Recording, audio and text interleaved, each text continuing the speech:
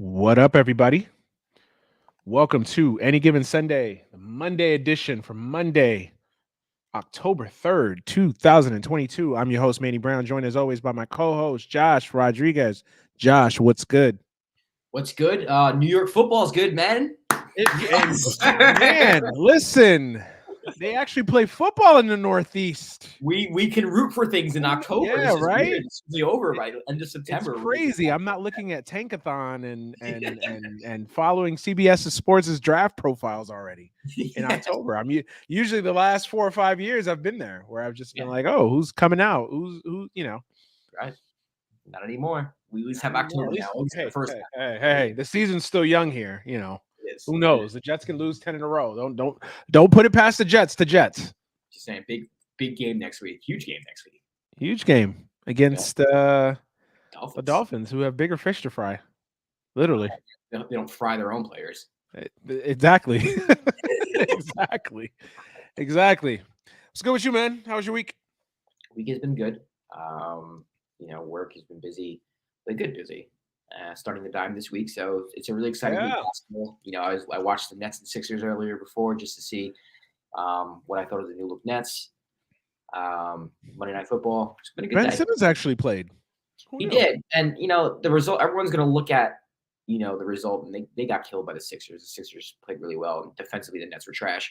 But offensively, I liked what I saw from the Nets. In short, I'll be honest.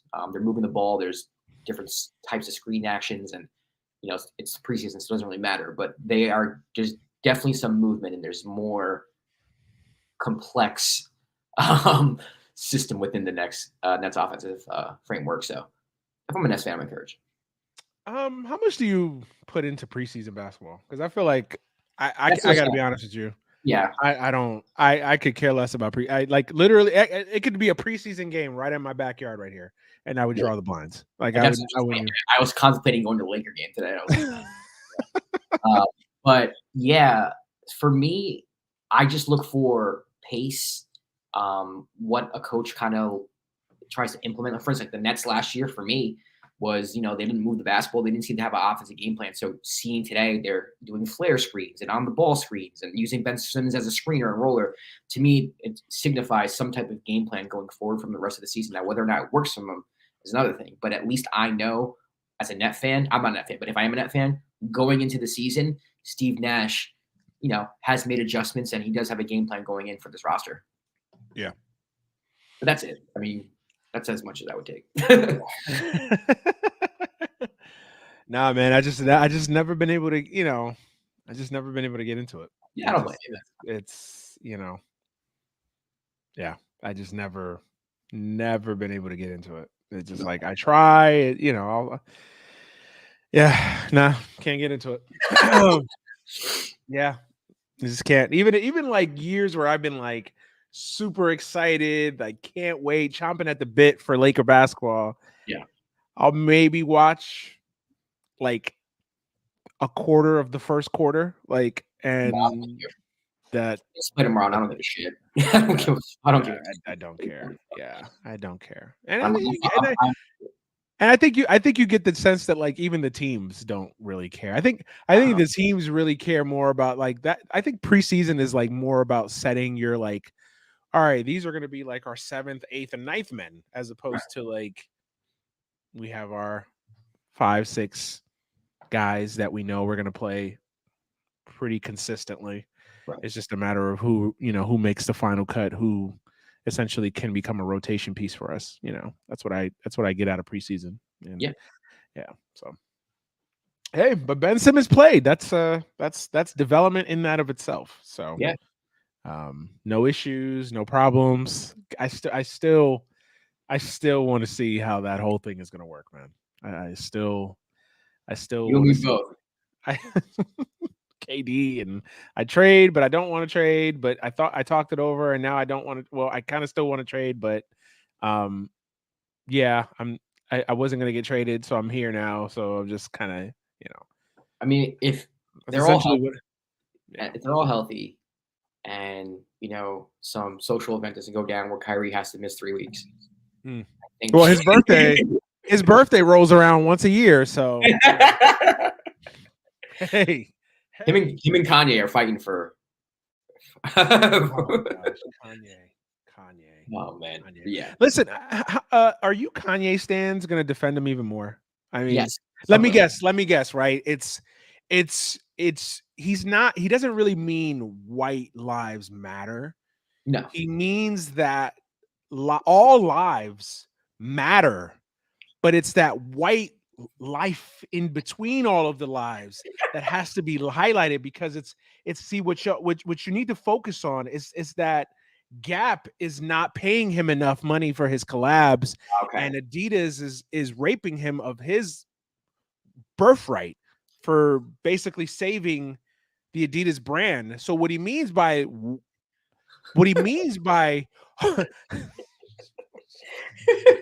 That I didn't look at it that way. That's total. That's yeah, I mean this is literally what it maybe he's trying to talk. See, okay, now I get it. maybe by Now I get White it. Lives Matter, he's trying to appeal to Gap executives and Mm, to Adidas executives by right. saying, "Listen, all this nigger shit, like I'm not with that. It's white lives here. This is what we're about. This is what we're I about saw a here." picture of like him with Candace Owens, Just and it's just like how much listen, I love Kanye as well, I loved Kanye as much as anybody, yeah. but like you can't tell me that like you're just you're just that wrapped up in an artist's catalog that you're just like gonna excuse everything that that Their person worship is does. real, bro. It really is. Some people don't give a fuck, and some people will rationalize it. I mean, we're Yeah, seeing it. rationalism. That's hard to rationalize, especially as a black man or a black woman. He makes great sneakers and great music, so people just rationalize it as such. This might be a little too far though. I always go back to what Van Lathan said to him that time he came to TMZ. Uh, Mhm. I think Van always hits the spot. That I just always go back to that. And he's just very disappointing. Kanye is just very disappointing, especially for somebody who represented Black America for a little bit. I mean, he's someone who everyone looked up to. I'm a producer, music producer. He's someone who I idolized growing up for sure. And it's just disappointing because he calls himself a genius, but these are things that the phrase "black" is so elementary at this point, but the phrase "Black Lives Matter" like is not so hard to Mhm. understand. For you to go around saying "White Lives Matter" it just shows a lack of understanding of what the whole thing is about. And for you to call yourself a genius is hilarious because a genius would know what the fuck. I mean, someone with the basic understanding of nuance and context can understand the phrase Black Lives Matter and what it means and why you should be wearing this shirt or whatever that says White Lives Matter. But Yeah. I digress. Yeah, I hate the I fact feel that you, man. it I blows my mind. I I I feel you 100%, man. I just again, people like you said, people find ways to rationalize it because they're fans of him, and It's sad. hey, Kanye, man. It's like what am I supposed to do? Critique him? What? I can't be critical of Kanye. He's the goat. He's Jesus. It's like, yo, you can be a fan of someone, but criticize like the shit that they say. Like I criticize Jay-Z for the whole capitalist Oh, that was discussion that he ridiculous too. had. Like, I like It's wild how out of touch they are sometimes. Like when it's like I keep telling people when you get to that level, like I think people really don't understand like what it is to just be a billionaire and I have. literally well, of course none of us really know, but like to be that successful and that powerful. Like people can't relate to that. Like you get to a point where you're just so far out in the stratosphere that you kind of lose sight of just regular shit that people go through. And that not even just like the experiences, but just like the thought process. Like you don't even think like a normal person anymore. Yeah, they're And like it's aliens. They're fucking yeah, aliens. like and in a way I kind of feel like you can't because you're so far out there that you're just like a foreign person in your own land. But Does that make sense? Like, if you became a billionaire though, I don't think you would turn into that. I mean, I'd like to say that, but I mean, who the hell knows, bro? Like, I'm sure Jay-Z, when he was sitting in his fucking apartment in Marcy, like, I'm sure he probably said, "Yo, I'm never gonna be like one of these dudes." Blah, blah, blah. Like, I'm sure he could said. I'm sure Kanye probably said that at one point or another. Like, "Oh yeah, I'm gonna come back to the hood and I'm gonna do this and do that Right. and Z. Like, they all say that. And I'm not just saying rappers. I'm saying every Everybody. person that rises to that 50 point. be saying some wild shit sometimes too. They all say it. But I'm not even just talking about black billionaires or I just, get you know, I'm players. talking about everybody. Players. I'm sure Bill Gates at one point or another thought, I'm just gonna, you know, do right for the world and blah, blah, blah. Anybody with any money, like a private, a charter school principal who like came out Right. the hood or something like anybody at any level. Money changes. Yeah, I'm sure they all think. I'm sure they all think that way, right? Until they get there. Until they get there, it's you know what it is. It's a lot like these like populist leftists that like get elected and then go into Congress, and then like the people that they're supposed to kind of be holding their feet to the fire, then they become Mama Bear, like you know, these people. But I mean, it's a lot like that, right? When you get indoctrinated into that ecosphere, it's like it's like you think a certain way, bro. That it's just it just clouds your judgment. Because for Jay-Z to say something like that, like how out of touch I don't know, we didn't touch on this. We didn't get a chance to touch on it, but like how out of touch do you have to just be like, what? Capitalism is like a word that's been used to like trick people out of. But I think a lot of it also too, and I'll let you follow up, but yeah, I think a lot of it also is that I think we're going through right now that we have more black billionaires than we've ever had before, right? In currently, I think historically, right? I think we've got more black, wealthy, successful people. And I think that they're still rationalizing how to like be black, but also be billionaires and do the things that billionaires do while also being black and a marginalized group and being a part of that. You know what I mean? Like how do you be a black billionaire but still say, oh, I'm black and I'm for the black experience and I'm black, you know, Black Lives Matter and yada yada and like how do you rationalize both? Well, it's kind of hard to. It's almost impossible. Matter of fact, some would say it is impossible, right? Because basically you got your riches off of a system, and that system is naturally oppressing your people. So it's exactly. You can't be both. You really can't be. That's why a lot of people, especially socialists who I listen to, are like it's incompatible to be a capitalist and to fight for leftist policies. But even like I agree mostly, but even if like I wanted to give you the middle ground and say, okay, yeah, maybe you can do both, right? Right. Don't paint yourself like the problem Jay-Z has, and I don't even know why we got down this road, but like, wait, fuck it. The problem that people like Jay-Z have, you know, the problem that people like Jay-Z have is like you want to be this capitalist, but then want to paint yourself as Malcolm X. Right. Or Fred Hampton. It's like, no. You have no concept of what they represented. No. Well, I think a lot of people, and I think a lot of people, including myself, like until recently, you know, when they think Malcolm X and Martin Luther, like they just think they stood for like, you know, black people, civil rights, but there's deeper meaning, and deeper philosophy behind these movements and these characters that we grew up with, you know, and I don't think a lot of people understand that. I think they just meant like they think Malcolm X and think, oh, just pro black, yeah, but there's a lot of meaning behind what Malcolm X thought and why he thought the way he thought. So. Like these people despise capitalism, the very system that you benefit off of. Exactly. They despise it, but somehow you're trying to label yourself that. You know what I mean? It's like, no, it doesn't rationalize. And I think Malcolm X would be disappointed in you. Right. Yeah. You're right. He'd call you a coon. Yeah. Whether fairly or not, that's what he would call you, right? Right. So it's like then to try to rationalize like, oh, I'm Fred Hampton and then it's like, but you're still benefiting off of and I feel like they don't know how to rationalize that. Right. And it's the same thing with Kanye. And I'm tying this back to like, it's the same thing with Kanye, right? Where it's like, he wants to be like this populist, woke, black conservative too, at the same time, like where he's going at it from the other perspective. And it's like, no, you're still a capitalist at the end of the day. He's trying to have all the cake and eat it. I don't even know what fucking cake. What cake or Edith or what? I don't fucking know. Like Kanye is just confused, bro. Like I just honestly, it just like when you look at what Kanye was and what he represented and his story, because I think his story is still amazing in retrospect. Remarkable, right? Man. I mean, that's why we connected with him. Story, where he came from, how he came to be. I mean, if you just look at Kanye back in 2005, the guts that it took to be on national TV and say George Bush hates black people. I mean, Mike Myers still sitting there like. He's still stunned, right? But I mean, to think of like that Kanye and then juxtapose that with Kanye now is just unbelievable. Just such a difference. Crazy. Such a difference. It's crazy, man. He'll come back. Well, I guarantee you. And like, I don't know when, but like within the next 5 or so years, he's gonna like hop on a leftist train once conservatism dies down or whatever, and he feels like too many people are agreeing with him. He's gonna jump back. Yeah, because that's what he does. That's Kanye. It's the art of being a contrarian. Right? Yes. You want to go against you want to be contrary to what popular belief is in your head.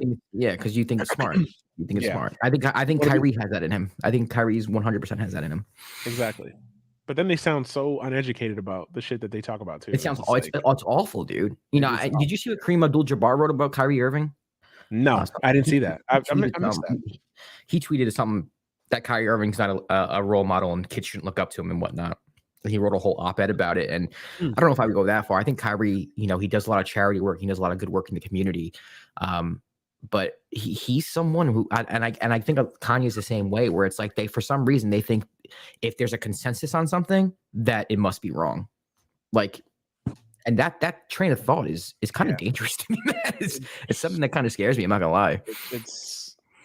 It's dangerous, but it's also ignorant. You know what I mean? Like it's in its own way, it's ignorance because it's like like to have this much like. I don't even know if gall, gusto, whatever, to have this much audacity to feel like, you know, if 99.9% of the population agrees with this or looks at this a certain way, well, no, I'm the one that's right. You know, everybody else is. It's like, what? It's narcissism. It's pure narcissism. That's what it is. It's textbook. Contrarians to me are narcissists. That's like that's a tall tale side of narcissism to me. And listen, I'm not saying don't question things. I'll obviously question. I mean, you and I have things where we're like, come on, like especially within the government. Like I get that. I get questioning things. I get, you know, being even like, for instance, like with the whole Trump thing in the FBI, right? I understand people being skeptical of the FBI or skeptical of the CIA or skeptical of our governmental institutions because of things that have happened in the past. But there's also things that go into it, like that you have to take into context, and you have to be able to balance a healthy amount of skepticism with reality. Well, with the shit with Kyrie, it's not even like skepticism that's like rooted in anything. It's just like, no, it's for the sake of it. It's just for the sake of it. And then it's like, but then you lose me when you do like other dumb shit, like just take PTO for your birthday and just decide, no, I don't want to play today. Like what? Like wait. What? There was an insurrection on the Capitol. And it pains me because I love Kyrie, right? And I feel like I like him too. I think he's a good dude. Down there is good in Kyrie. He's a good dude. I think he's a good dude. Yeah. And I know people that know Kyrie. Yeah. And they say he's a really good dude. He's just misunderstood. Yeah. But it's hard to understand him. He is a misunderstood because it's hard to understand him sometimes. You don't understand himself. I kind of feel like he doesn't want to be a celebrity or a basketball player. Like I feel like he would just be like cool, just being Kyrie on his own island that hoops. And if he didn't have to do all the other shit that comes along with being like a superstar basketball player, if he could just like play basketball on his own little island and play when he wanted to, and but everybody has to know that he's alone on his own little island playing basketball by himself. Like he can be by himself, but everyone has to know that he's by himself, and he has to pop in everyone to remind people he's by himself. That's true, man. That's how it feels. Listen, we could be here all day psychoanalyzing. Yeah, I mean, this is therapeutic in a lot of ways. I mean, I think that Kanye is just at this point, like, what can you say about Kanye? So it's low hanging fruit. I just want to reach the people that just still justify his actions because he'll do a Sunday service that's popping, or you know, he'll drop a new pair of fire ass Yeezys that people got to cop. Like, that's great. But like, where do you draw the line? Like, you know what I mean? And listen, I get people separate it, you know. I still buy his sneakers, but I think he's an idiot. Like, somehow you have to like, if I was to sit here and make fashion choices based on things that artists did or didn't do, like shit, we'd run out of shit to wear. We'd be making our own fucking clothes at this point. You know, it's like at some point you draw the line, but I'm also able to like call it out and be like, yo, I'm not that much of a fan of a pair of fucking Yeezys or some Yeezy boosts that like, oh yeah, well, white lives matter doesn't really mean what you think it is. It's that, like, nah, bro, like just call it what it is. It's like, you know what I mean? Yeah, I'm with you, man. I don't know. Kanye is a special character, man. Kanye. Kanye going Kanye. Before we get into week 4 and the NFL, let's talk about Tua, man. And I want to talk about it because we didn't get to talk about it last week. Obviously, I didn't. Well, we touched about that game, but we didn't really get to dive into it.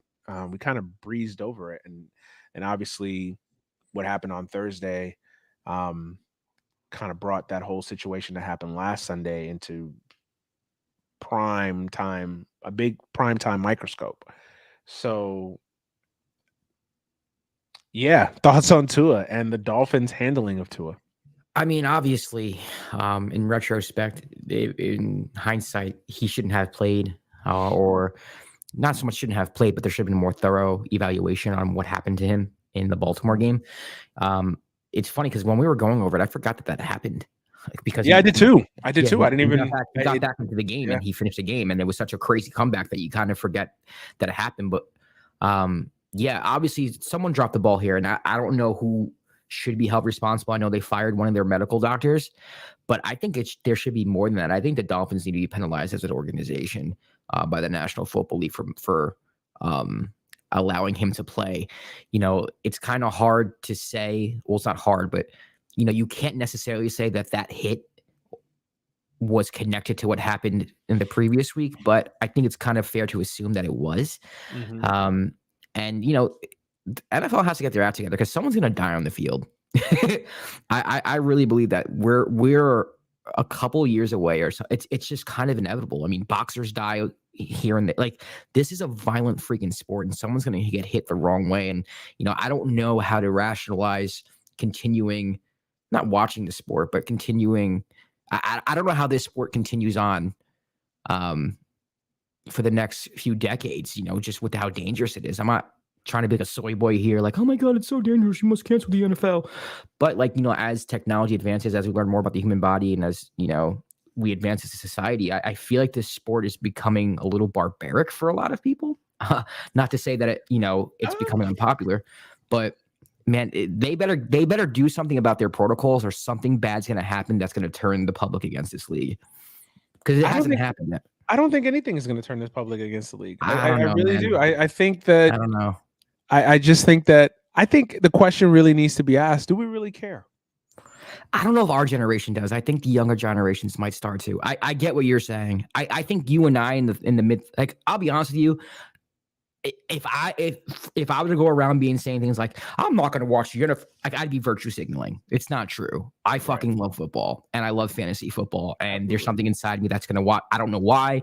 It's call it what it is. I think that exists in our generation. I'm not sure if that exists in the younger generations, though, and the people beneath us. Listen, as a guy who has a son now who's 8 years old, who's playing football, I don't see it. I think the generation still loves it. I think kids still love it. It's as popular as it's ever been. I mean, preseason games still get 38, 9. I mean, preseason NFL football gets NBA Finals ratings. I mean, that's literally all you have to think. That's all. Like, and it ain't all just baby boomers and Gen Xers watching that shit. It's everybody. Everybody watches this shit. Listen.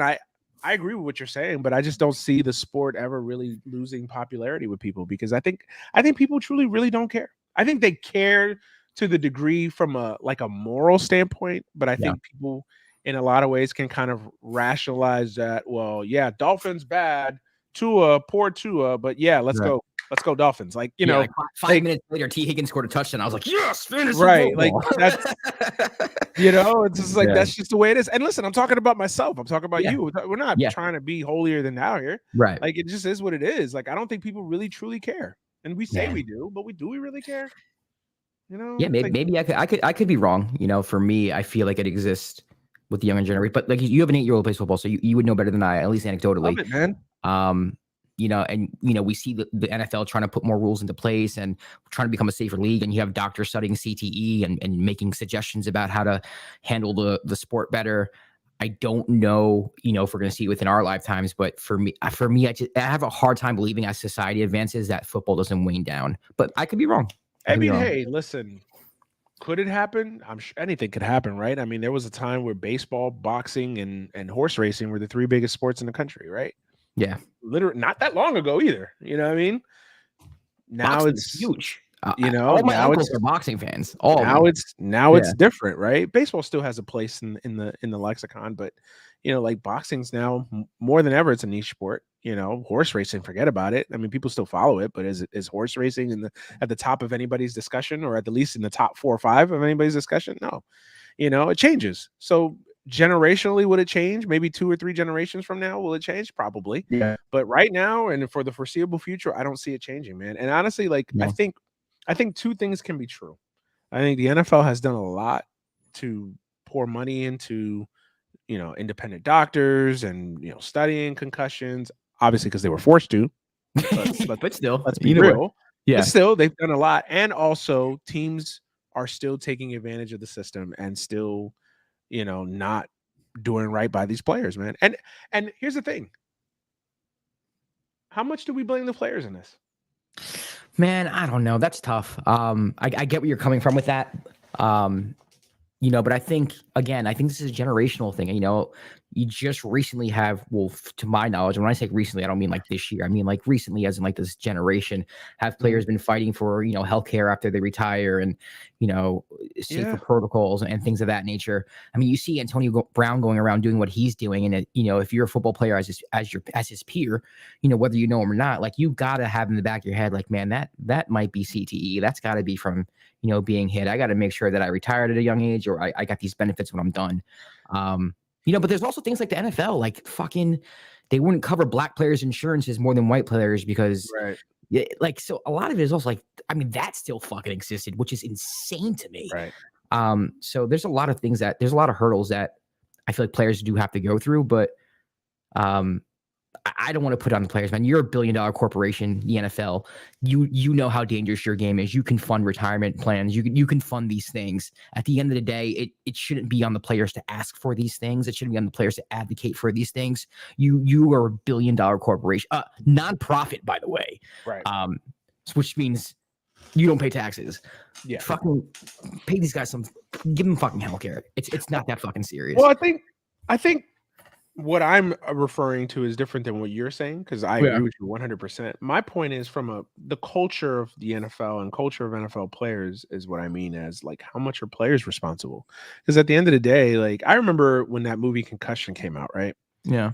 And I forgot what I was listening. I think it was like I think I was listening to like Mad Dog Unleashed or something, and they do their Super Bowl week shows in radio, Radio Row, whatever. And obviously they have all the players plug-in shilling some shit. Right. And I remember like him asking every player, like, hey, have you seen Concussion? Like, what are your thoughts? Old and new, right? Like he asked Steve Young and he asked fucking Calais Campbell, so it was a wide net. And to him, not one single player, past and present, said, man, I decided to play. I knew the rules, and I wouldn't do anything. I knew the risks, I should say, and I wouldn't do anything differently. And I think a lot of players feel that way. Like, hey, I think that the players that are suing, I think they were there was a generation where I think they just didn't know. I think nobody knew what concussions were, how to even what the thought of a concussion, like, I'm still old. I'm old enough to remember like when concussions were like, oh yeah, you got like a painful headache, take some meds, take some pills at halftime and call it a fucking day. You know what I mean? Like we're old enough to remember that shit, but like now, obviously, so much study and so much science has evolved, and research is that that concussions are really bad, right? But I think there was a generation that didn't know this, and of course, NFL wasn't gonna do the research for them, so they just kind of took advantage of these dudes. But now, like cats like Tua, yo, you're playing in this generation. You can't tell me Tua didn't know that there aren't risks for playing. Like That's Tua a good knew, point. You know what I mean? And it's like he still chose to go out there. So it's like how much he might take the field next Sunday. Like, yeah, no, it's a good point, Manny. That's a good point. It's like, it's like, and I get it. Like how much knowing what you're getting into. So how can you complain, type of thing. Right. And it's like, it sucks. And I don't want to be like, oh, you're being callous and cold. No, I'm just like, how much can you really hold these people accountable when like the players buy into this shit? Like Tua could have said, you know what? not cool. I didn't feel right. Let me just fall back and not play. Like, you know what I mean? But and then the counter to that will be is, well, you know that he knows that if he doesn't come back out there and he could have possibly played, there'd be a segment of the fan base that'd be like, oh, he's soft and he's this and he's that. So it's a multiple pronged thing. It's a multi-layered thing, right? Like, it's not just one or two things. It's a vastly wide net of blame that goes around with this. Fans, media, perception, culture, the barbaric culture that we as Americans have, where we just don't care. Like, we just want to see our football and we don't give a shit who gets hurt. I mean, we care for a moment. We'll clap when they get loaded onto a cart and then, go back to the game. It's like, how much, and I really think like the players have a lot of blame in this. It's like, yo, how much, and like the NFLPA to like, first of all, we know that the NFLPA is a joke. Like we know, like, they're a joke, bro. They don't care about these issues. They'll put out their little pressers and they'll deliver their well-written tweets. But at the end of the day, they don't care about player safety, because if they cared about player safety, we wouldn't have 18 weeks regular season with a 17th game. Right. We just wouldn't. Like, just call it what it is. They take the money constantly, and I get it. It's a sport where your career spans on average 5 years. Right. So they feel like they've got to do whatever it takes to get their players the most money and maximize their earning potential. And I understand that. But at some point, where do you draw the line between safety and money? And they don't oftentimes. So I can't listen to the Players Association either now and say, well, you really cared, because the Players Association could have called the Dolphins, could have made us think and been like, no, we saw what happened to Tua. No, we're not. And maybe they did.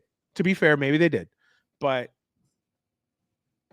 well, see, it's going to be interesting to see what the Players Association does going forward with this, right? What if Tua is, McDaniels, announces on Friday, Tua's going to give it a go on Sunday. Like, well, they've already ruled him out. I think they've already. They did. Okay, so even like not this, but like next Sunday, like this guy has to pass a certain amount of protocols. Like that was an ugly sight. Like, if I'm a fan, or if I'm just Tua's family in general, I'm not going to be comfortable with him going out on the field anytime soon. Agreed. So. Agreed. Yeah, I don't know. I think the good thing about this is, obviously, it's unfortunate that it happened to Tua, but I think the good thing, I think you're going to see everybody, like I saw it this weekend with college football, like guys got hit in the head. Dude, I turned on the LSU game. I'm like, let me catch LSU Auburn. First play of the game, some guy gets hit in the head and taken off on a stretcher. Yeah. On the kickoff. I think what you're going to see now is, I don't think you're going to see these coaches fuck around now. I think, anything. And I think the rules will be changed. I think what it should be, you get any hit to the head, you're automatically done for that game and possibly the next two. Until you I think that's what it's got to be. I think you I don't think fans are going to want that. I think you automatically have to go to IR. Yeah. I mean, I think because that's the only way you're going to stop this. But then if the fans complain, then don't talk shit then. That's me. Don't talk shit. Don't complain. If you're going to complain that let's say Aaron Rodgers gets hit in the head and he's a little woozy and he's got to now miss the rest of that game plus go on IR, don't complain then. Right. Don't talk shit. Don't say you care. You don't really care. You can't have it both ways. Yeah. Yeah. And that's my point. Like, you can't really have it both ways. Yeah. And I understand it. It kills you as a franchise, because what if this happens to a quarterback? Well, it did, obviously, in Tua's case. But let's be real. Tua's not Aaron Rodgers. He's not Josh Allen. He's not Lamar Jackson. He's not at that level. What if it happened to one of those guys? Now we're talking. And honestly, that's what's probably going to need to happen. I mean, it's going to need to happen to one of them. Aaron Rodgers instead of Tua. I mean, I guarantee you, if that was Aaron Rodgers on Thursday night, that happened, and the nation, the entire country, those that can watch it on Amazon Prime, saw that happen, the rules would be changed immediately. Yeah. Immediately. Without a conference, without owners' meetings, nothing. The rules would have been changed immediately. I agree. And Mike McDaniel would have been fired. I agree. There'd be a whole scandal right now with the Packers organization. I mean, you saw the cries for firings like that night with Tua, but it's died down tremendously, especially since there's been a slate of games on Sunday. But you'd still be hearing about it. SportsCenter would be airing something the first thing, even with everything that's going on today. It'd still be Aaron Rodgers. And my advice to him would just, if that ever happened to Aaron Rodgers, just take some ivermectin. You'll be okay. I know that he believes in that. So. And LSD. And LSD. Not forget, ivermectin and LSD, the perfect combination, baby. Yeah, man. I mean, Aaron, if you ever get hit, man, ignore what the doctor said. Ignore what the Packers medical test says. Just just go on Joe Rogan, and just listen to whatever Joe Rogan has to tell you about the time he was at a UFC fight, and you'll be fine. Yeah. Absolutely, totally agree. Aaron Rodgers catching strays, baby. Love it. That was a good one. How much responsibility do you think McDaniel hold in this? You know, I mean, 100%. He's the coach, man. You fucking know, bro. I don't give a damn what anybody says. You know whether or not he was tested properly. You know whether or not he passed that test properly. You know, and if you don't know, you should know. So that's not. Exactly. I didn't know isn't an issue because you get paid big bucks to be the head coach. Yep. You need to know. That was my next sentence. If you didn't know, then you shouldn't be a head coach of a football franchise. So for me, 1000%, he holds just as much responsibility as the medical doctor who cleared him when they shouldn't have cleared him. And I love how they tried to like fire the doctor quietly. Like, right. Oh, we fired him because he had many mistakes. We did it. How many mistakes? First of all, this is the doctor that you brought in to examine people neurologically. This is his sole purpose. You allowed him to make one mistake, much less multiple. Right. Nah, bro. Right. Nah, something doesn't smell right here. Yeah, it doesn't. It smells very fishy.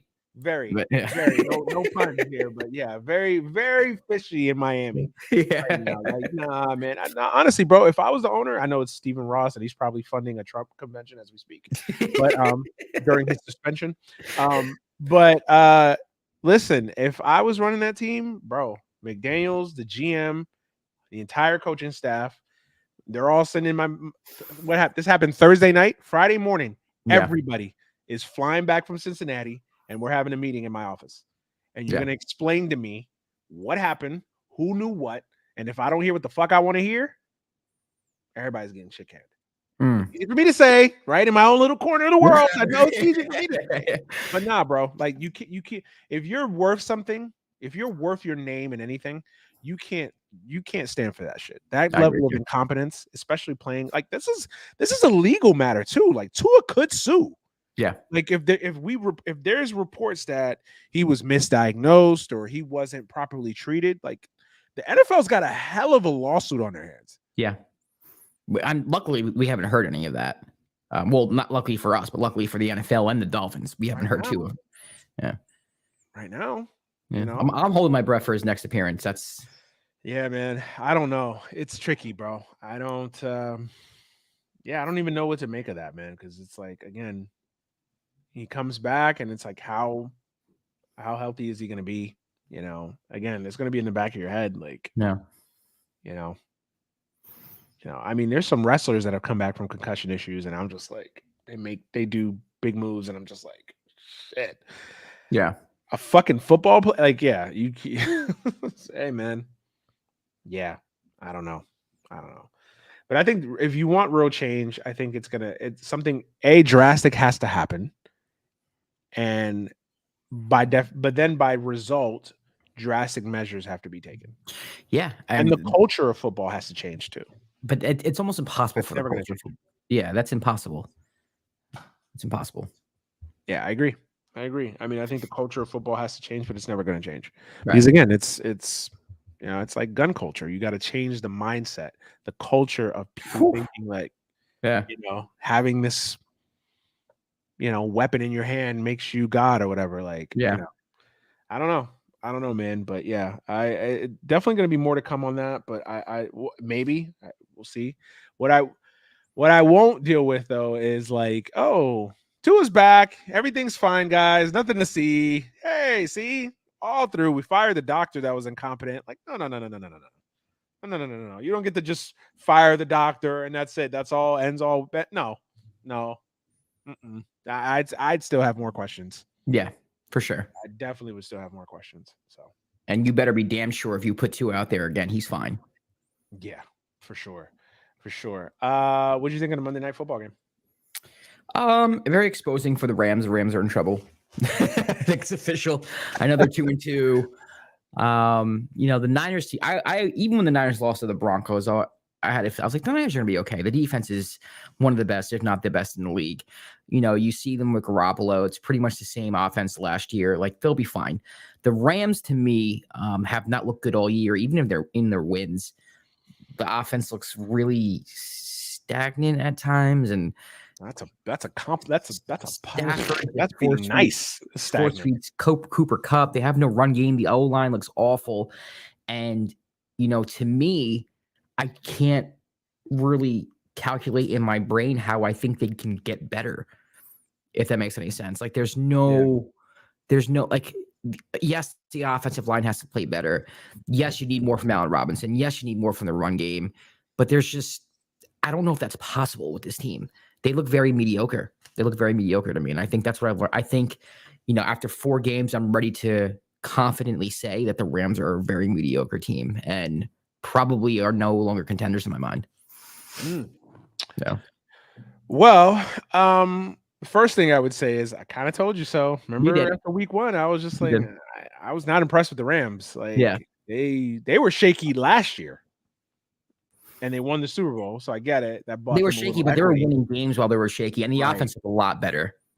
Yeah, I don't think they have a lot of talent. Like for a team that's got like a high payroll and gets all this credit, and it's all on national TV, and I get it, all that McVay, the Rams, yada yada yada. I just look at that team. I'm like, honestly, offensively, they don't have a lot of talent. It's Matt Stafford, Cooper Kupp. That is it. Like, yeah, I mean, Allen Robinson. I like Allen Robinson. Shot. He shot. And then you don't really have a 3 receiver. Higbee's a decent, tight end, but he's always hurt or something like that. And the O-line's awful. Yeah. I mean, Higbee's a nice tight end. He's not. He's nice. Tight end. He's a good. No, but he's nice. Solid. Yeah. He's a solid like tight end. Like Higbee's not a game changer. He's not a guy you game plan for. He's just a solid tight end. Right. Their offensive line, like you said, is shit. They're running. I don't know what happened to Cam Akers. Like, I think a lot of it's the line, but also he's coming off a huge injury. So he's coming off a huge injury. But I've seen other guys come off that injury, and he just doesn't. He doesn't look like the same player. Like, he's not the same player at all. And and everybody keeps bringing, when Van Jefferson comes out. I mean, listen, when you have to wait till Van Jefferson gets back for your season to get right, that's an issue onto itself. And then listen. Everybody keeps bringing up Van Jefferson or OBJ. Like, OBJ, when he's done with his college tours, today, OBJ, like today, Odell. I know you're like touring the country. You're at LSU tomorrow, and I don't know at a Joe Biden rally tomorrow. Is that why he's not signed with the team? He's just taking his time. Is that what it is? Well, he's not available. I guess he won't be fully cleared or healthy until Week 10 is what I heard. Week 8. Okay, so that 9, I wasn't sure what the reasoning was. Okay, right, but he could get into somebody's facilities and start training and start getting ready and recouping and recovering. So theoretically, I think he's waiting for the right opportunity. I think he's waiting for some big team to have a big injury and to be like, and to have some leverage in the negotiations. That's what I think. I think he's waiting for because I think a lot of teams are skittish, as he's a guy coming off of 2 torn ACLs. So I think contractually, I think a lot of teams are probably like, we're not trying to give you big money. Like, we don't know what you are. Like, respectfully, Odell, you got 2 torn ACLs. Like, we don't know what you are. Right. And Odell's like, well, I'm still the shit, and I'm not playing until I meet my demands. And what better way to meet your demands is to look to a team that's desperate. Now, the Rams may be that team, but let's just say the Bills, who have injuries to their wide receiver core, now they become a place for Odell. The Bucks with Godwin out. Yeah, Godwin, who's always hurt. Julio. Yeah, exactly. Yeah, you never know. The Packers, who feel like they need a wide receiver. Man, the New York Football Giants, baby. He's never coming back. I will bet my life that he will never wear a Giants uniform again. Apparently, he was around the organization today. We'll see. Really? Well, I don't think his beef was with with the Giants. It was with Gettleman. And now that he's gone, I feel there was a lot of fans too that talk shit. Let's be honest, bro. The Giants are a upper middle class, button down, like the Giant way. I'm people. Yep, I agree with you, man. And I'm a Giants fan theoretically now. I'll be completely honest with you, man. Like I feel no connection with them anymore. And it started once I started going to the games. I didn't go to a Giant game till I was in college, and like. Bro, I go to Rams games and Charger games out here, and it's like hip hop music. It's a fucking party, bro. Like it's dope. I've been to a Colts game. It's a party at a Colts game. You go to a Giant game and they're playing like 70s rock. Like, bro, it's for real. Like it's like it was like made for like mid 50-year-old white men. Like, and it's just like upper middle class. Yeah, more on like. 1%ers, like like I moved out like to understand the dichotomy of the Giant fan base, right? Giant fan base is pretty much so. All right, so Jet fans are primarily like parts of Brooklyn, Queens, Long Island, Staten Island, Jersey. Like, yeah. And I'd say half of Jersey, half of like northern Jersey. Yeah. Right. Giant fans are basically like Manhattan, Bronx, Westchester. Yeah. A lot of Westchester. Connecticut. Yeah. Connecticut. Yep. And up. Connecticut, especially. Yeah. Like the border of like where Connecticut, like half of, you know how half of Connecticut is like New England and like half of it is like New York. If you're a New York sports fan in Connecticut, you're a Giants fan. Yeah. You're not a Jets fan. And listen, we're like generalizing. Obviously, I don't have the exact, but I'm telling you, that's how literally the breakdown is. Like typically, Giant fans are Yankee fans, and that's same demographic there. Yeah. And Met fans typically are Jets fans. Yeah. There is some crossover. I know some Mets fans that are Giants fans. Same. I know some Jets fans that are Yankee fans. Like there's some obviously, but for the most part, you'll see that. And man, I just think that a lot of fans at the end did not like the antics with Odell and their Giants. I agree. Wellington Mara would never stand for that. I'm like, didn't y'all have LT? Didn't y'all let LT run around crazy all over the tri-state area for like a decade? I tell all my Giant friends and my New York friends this. Once Gettleman came in and changed the culture, it was I have lost all connection with. I say I'm a Giant fan. And I still kind of, I'll root for them just for the sake of rooting for them. But the emotional connection I had with them is gone. You don't come in and get rid of Odell Beckham and a defense and just coincidentally just gut people. Like, don't tell me you're doing this to rebuild while you still have Eli Manning as your quarterback. Like, that's what bothered me. It was like, oh, we're rebuilding. Okay, but we're keeping Eli for another 2-3 years. Okay, cool. Right. So all these black guys with personality that you're getting rid of. Right. This is rebuild. Okay. Cool. I got you. That's exactly it. The words right out of my mouth. Yep. But we're building, but we're keeping Eli. Okay. Cool. Got you. Cool. I wonder what it could be. Not a skin color. What could it be? Man. Well, it was the wrong type of black people, Manny. Right. We need more tiki barbers in this organization. I left a very bad taste in my mouth that I haven't recovered from. Oh, I understand, sir. Yeah, I understand. But yeah, going back to Odell, whenever he decides to, but this is, we were talking about the Rams though, and it's like, you're sitting there waiting for Van Jefferson and OBJ for your season to get back on track. Like, bro, you got problems. Like, they got issues. Now, I don't think they're done. I think they're still a playoff team because I think the NFC is just not that great, honestly.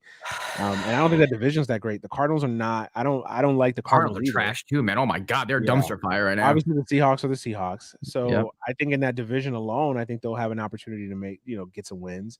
And I just think the NFC is wide open. So I think they don't have that gauntlet of being an AFC team where they have to play all these, average to above average, really good teams, right? I think the Rams will figure it out. They'll do enough to win. They'll win their 10 games and, be a wild card, but nothing more. They're not, the ideas, the delusions that they're basically repeating as Super Bowl champions. No, the defense is not as good. Yeah. The defense is not as good. Even with Aaron Donald, they're just not as good. And their offense, I mean, it's just, I just there's not much there. Like I don't know Yeah. what to say. Like it's not much there. Like Yeah, you know, no, I'm with you, man. I'm with you, and I think if right now it's obviously the Eagles are early favorites in the NFC, but I mean I feel like the Rams are just so far behind from where they were last year, and even where the Eagles are now. I think you're right, man. I think you were right about them from the beginning. There's just not much there with the Rams. and the 49ers, listen, I like the Niners, man. That defense, man, is Yeah, incredible. if their Debo, offense can be consistent, is there any way that Debo Samuels is almost underrated? No, I get where you're going, but no, I don't. That dude is great, man. Like He is. in a crazy way, I kind of think like he's so unique and unconventional that I think people kind of like underrate him by by that point. You know what I mean? Like he doesn't get bambied about as much as like other guys, and I think he's every bit as great as any wide receiver you want to give me. That guy is great, bro. He is great. Okay. Great. I don't throw that word around a lot. Great. No, he's fantastic. I mean, he's fucking cheat monster. code. Yeah, He's a cheat code. He's a monster. Like, literally a cheat code. The touchdown he scored today was ridiculous. It was literally like he's a creative player in Madden. Like he's a creative player in Madden, and then you like do 99 rushing, 89 receiving. Like he's just fucking incredible. Like he's if Jimmy G can find a way to put up just like 21 to 24 points a game with that offense, the Niners are gonna be really fucking tough to beat. And like listen, really tough to beat. People shit on Jimmy G. Guy wins. Yeah, guy wins. Yep. Listen, he's not great doing it. I get it, but you know what I like about Jimmy G? He's one of those guys that he's not a time. I feel like too much of football now has become, especially the analysis of football. It's like obviously everybody knows you need a quarterback to win, but like if you don't have a transcendent quarterback, essentially you can't win, right? That's the narrative being thrown out there. But like the league's history has been all over the league. You've written the history book. In the history books has been written. Guys like Jimmy G win, right? Like, is Jimmy G any worse than like Joe Theismann? No. But what did Joe Theismann have? Yeah. Sorry. Now Joe Namath, though, numbers wise, but at that era of football. Okay, yeah. I get what you're saying. Yeah. It's different. But my point is like Jimmy G gets a lot of shit because he's constantly compared to like Tom Brady's and Aaron Rodgers. It's a lot like Kirk Cousins, right? Where they constantly get shit because they're not these guys. Right. But it's like, we know they're not. They're not supposed to be those guys. Right. Yeah, they get paid like it. Well, that's the market because teams are dumb to pay these dudes the market. Like what? If they don't pay him, somebody else is going to pay him. So right. It's the market. Yeah. Mad at the player, but you don't. It's not like a situation where the Sixers are paying superstar money to what's his face, like Ben Simmons. Not Ben Simmons, the other one. Oh, Harden? No, not James Harden. No, what's J. Cole? J. Cole on the Sixers. I can't remember. Tyrese Maxey? No, not Tyrese Maxey. Tobias Harris. Tobias Harris. J. Cole. Yeah. Right. Tobias Harris, right? It's a similar situation, right? Like people rag on Tobias Harris. In the NBA, that's more egregious because you're literally shitting. You're just tearing up your cap to play on a great team. What, the third or fourth option? Yes. Right. Yeah. In the NFL, it's like, well, Jimmy G could still win you a Super Bowl. We've seen that. He was a quarter away from winning a Super Bowl. Like, and I would argue I put more of the blame on that Super Bowl on Shanahan than I do Jimmy G. I agree. But like, you can win with him if you got a good running game, a good offensive line that keeps him upright, good defense. Like, you can win with Jimmy G. Yeah. Nick Foles won a Super Bowl, ladies and gentlemen. Nick Foles. Jeff Hostetler won a Super Bowl. Like, are we saying Jimmy G is not better than come on, Eli Manning won a Super Bowl too. Eli Manning. Hall of Famer Eli Manning. I'm sorry. Hall of Famer Eli Manning. If fucking Eli Manning. Swear to God, I'm just gonna lose my shit. Really? Like shit. Hall of Famer Eli Manning. Like, I had this discussion with somebody, right? Kirk Cousins is a better quarterback than Eli Manning. Ooh, I don't go that far. Look at his stats. He's a better quarterback than Eli Manning. You mean to tell me you put Kirk Cousins on that 07 Giants team? They don't win? I actually don't think they do. Oh, the 07 team? Man. The 07 team, maybe. Not the second team, though. Not the People rag on Kirk Cousins. Kirk Cousins is a better quarterback than people give him credit for, bro. I agree. I like, just they think literally blame that dude for it's funny how guys like Garoppolo and Kirk Cousins never get any credit, but always get the blame, right? Like they get blamed for North Korea firing a missile at Japan. Like I think with Kirk, everything. It's his primetime record and how he performs in big games, quote unquote. And that's the one thing about Eli I think you can't really dispute is that he showed up in huge games and huge moments. Man, he has a lot of big moments with Eli. But he also killed you in the other games. Like, yes, those games count too. People don't realize. Like, yeah, in 2 Super Bowls. Yeah. So wait. So in 07, what they played? The wild card, the divisional round. The championship series. So they played 4 games in 07, 4 games in 2011, right? Yes. So Eli's career is essentially boiled down to 8 games. Yeah. But we're just supposed to forget like the other 200 fucking games that he played in. Where in those 200 games, like 100 of them, he was average. Yes. Like, but then we don't give the same grace to like a guy like Kirk Cousins, who literally plays well for like 200 games, but maybe has a bad 8 games. Like, and I get it. I understand it. Quarterbacks are graded on what they do in the big moment, big spot. I understand that. But I think people do that because I think they view Kirk Cousins in the lens of like a Tom Brady. He's not that guy. He's never going to be that guy. Right. But is he a good, solid quarterback? Yeah. He's solid.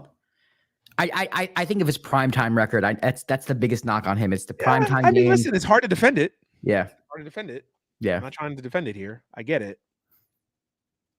But also look at the team. Like, I think a lot of his primetime record though was like mostly with it's carried over, dude. It's carried. I think a lot of when I watch Kirk Cousins play, and it's not all the time because he I mean, the last 2 games they've come back and they've won with drives that he's conducted.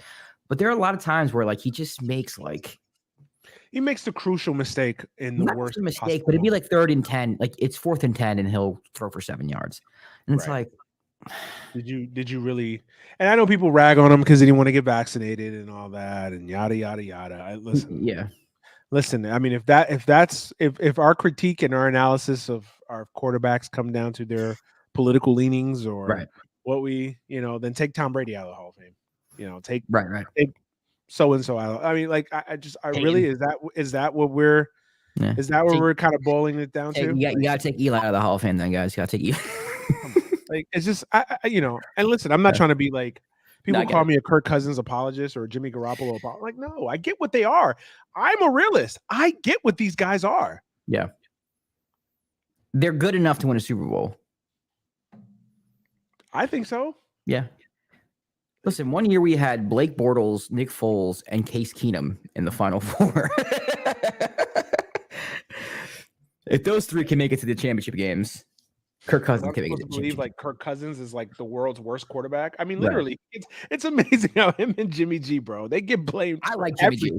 Yeah, I like Jimmy G though. I like Jimmy. Yeah. But anyways, 49ers, listen, I think they are who we thought they were. I think they're a good team, and I think they're actually better with Garoppolo than they would have been with Lance. I agree. And I think they're one of the favorites in the NFC. They might be the best team in the NFC. I know we said that about I think they're the best team in the NFC. Yeah, if I were to put money down right now on the NFC Championship winner, it'd be the Niners. Agreed. I think they're the most complete team in the NFC. Yeah, I agree. Yeah. Week 4. 3 things that stood out for you. 3 things that stood out for me. I don't know why I was surprised again, but the Eagles winning the way they did kind of surprised me. Not that the Jags are these world beaters, but I just don't I think it kind of hit me this week where it's like, okay, the Eagles, they're a dominant team, as dominant as you can be for this year, because I don't think it's a great team this year. But I was kind of expecting the Jaguars to come out and make it a more competitive game. And they got out to a 14-0 lead. And for the Eagles to absolutely just demolish them from that point on was kind of surprising to me. So the Eagles' dominance is 1. 2 would be, I don't know if it says more about the Ravens than it does the Bills, but that game to me, it was very disheartening because I have Lamar Jackson winning the MVP, and I feel like that kind of kills his chances.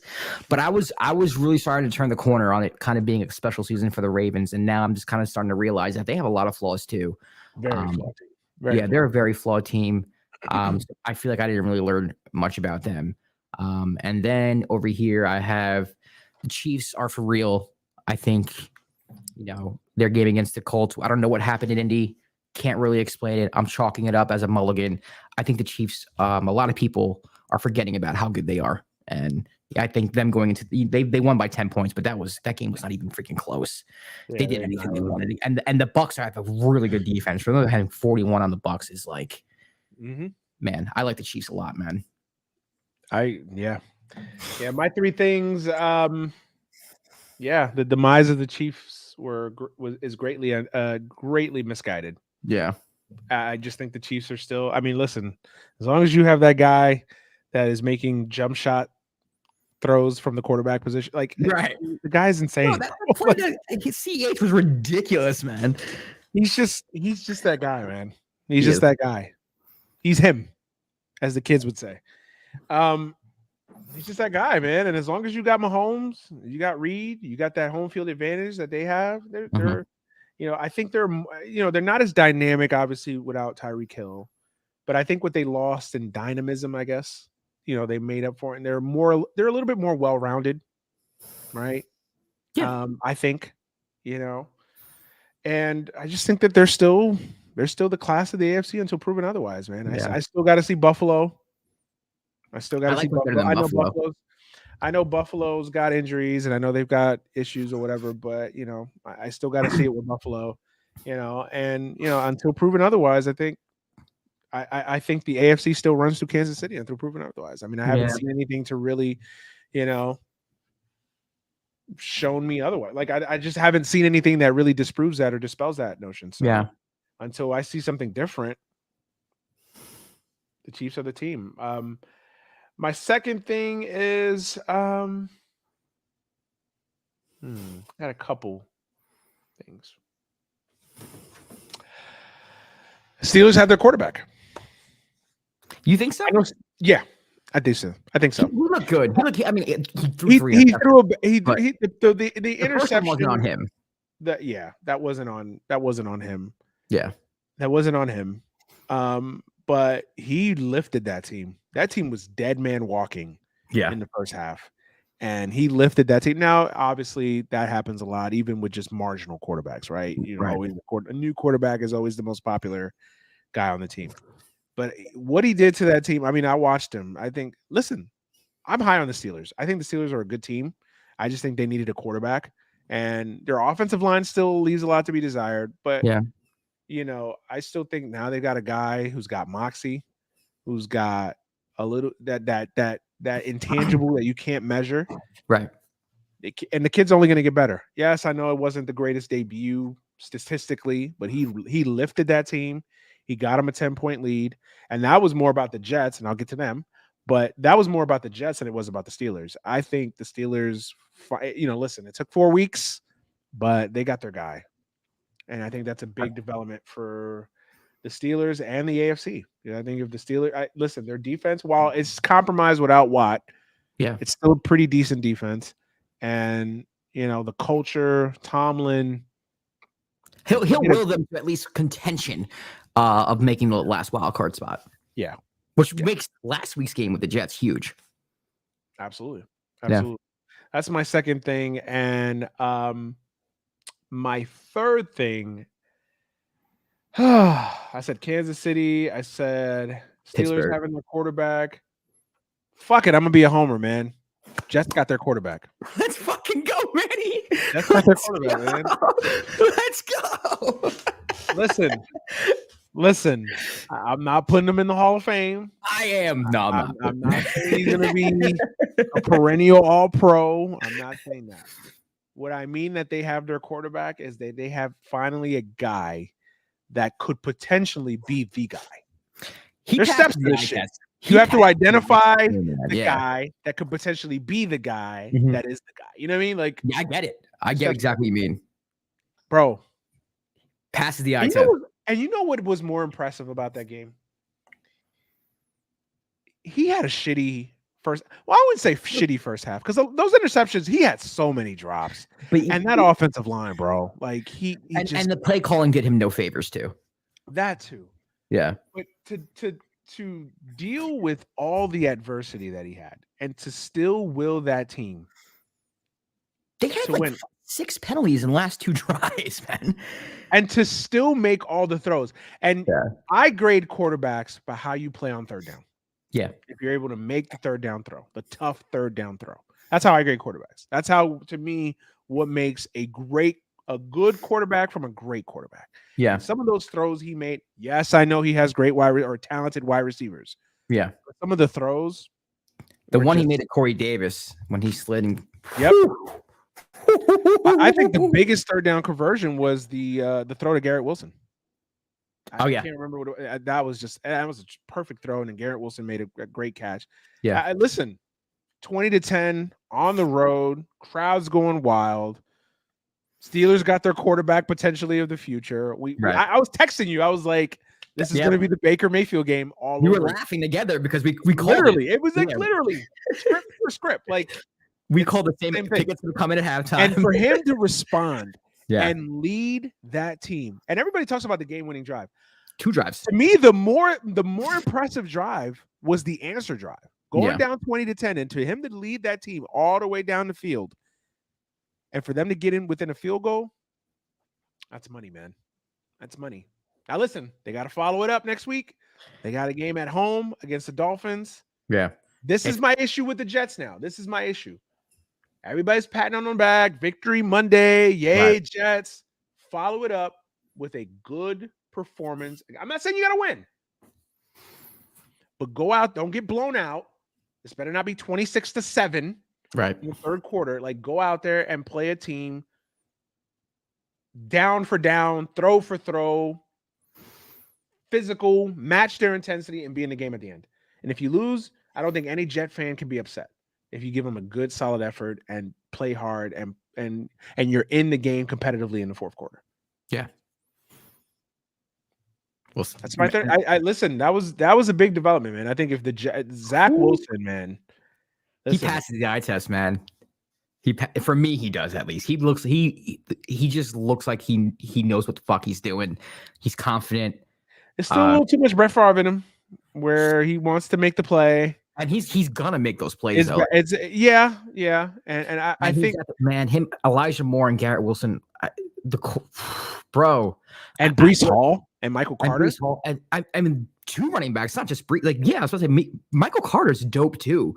You know, Corey Davis is not gonna be around forever, but like, you can plug and play someone else, another veteran receiver who could be your third. The Jets, man, they haven't had this much skill talent. Bro, it's crazy. Just get the line healthy, man. It sucks because that line's banged up right now. But from the skill, honestly, I would argue that they're young. So I mean, this might be a little bit of a hot take, but I would take from what I think of their ceiling, like Garrett Wilson and Elijah Moore, to me, have a higher ceiling than Braylon Edwards and Santonio Holmes than what Mark had. I agree. Yeah, I agree. I don't even think that's a hot take. You don't think so? Okay. No, I think that because listen, they're young, so it's a hot take in the sense that they're young and unproven. Yeah, but yeah, I mean Carter and Breece are the best 1-2 punch you guys had since Sean Green and LT. yeah. So, I mean, listen, man, I'm happy today it's dope. I'm not all the way happy because the Mets pissed me off. We'll get to them in a second. Yeah. But yeah, man, it feels good to have a professional NFL offense for a change. Yeah. Something that Jets have lacked in like 7 years. A professional, like, wow, I've got skill players, like multiple, not just one. Multiple since the Fitzmagic year. That's the 1 year. Exactly. Since then, not a past his prime shot Le'Veon Bell, like actual like professional wide receivers, professional running back. Yeah, man, it's amazing. It's amazing what some winning can do for a team, right? Has your thoughts changed on Salah? Listen. if I could kill him last week, I got to give him some credit. I Yeah. think he coached a hell of a game too. I don't think it was anything egregious. I love the way he managed the clock there in the fourth quarter, kept all his timeouts. That was also the key. Low key, that was the key to the game too. The fact that they were able to make those 2 long drives and also manage the clock. Like, listen, bro, I honestly don't think this shit is like rocket science. Like, I just think don't make the egregious fucking move from a coaching perspective. Like, play your best players, put them in the position to succeed. Don't fuck up the clock. Right. It's not like NFL coaching is not rocket. It's not fucking.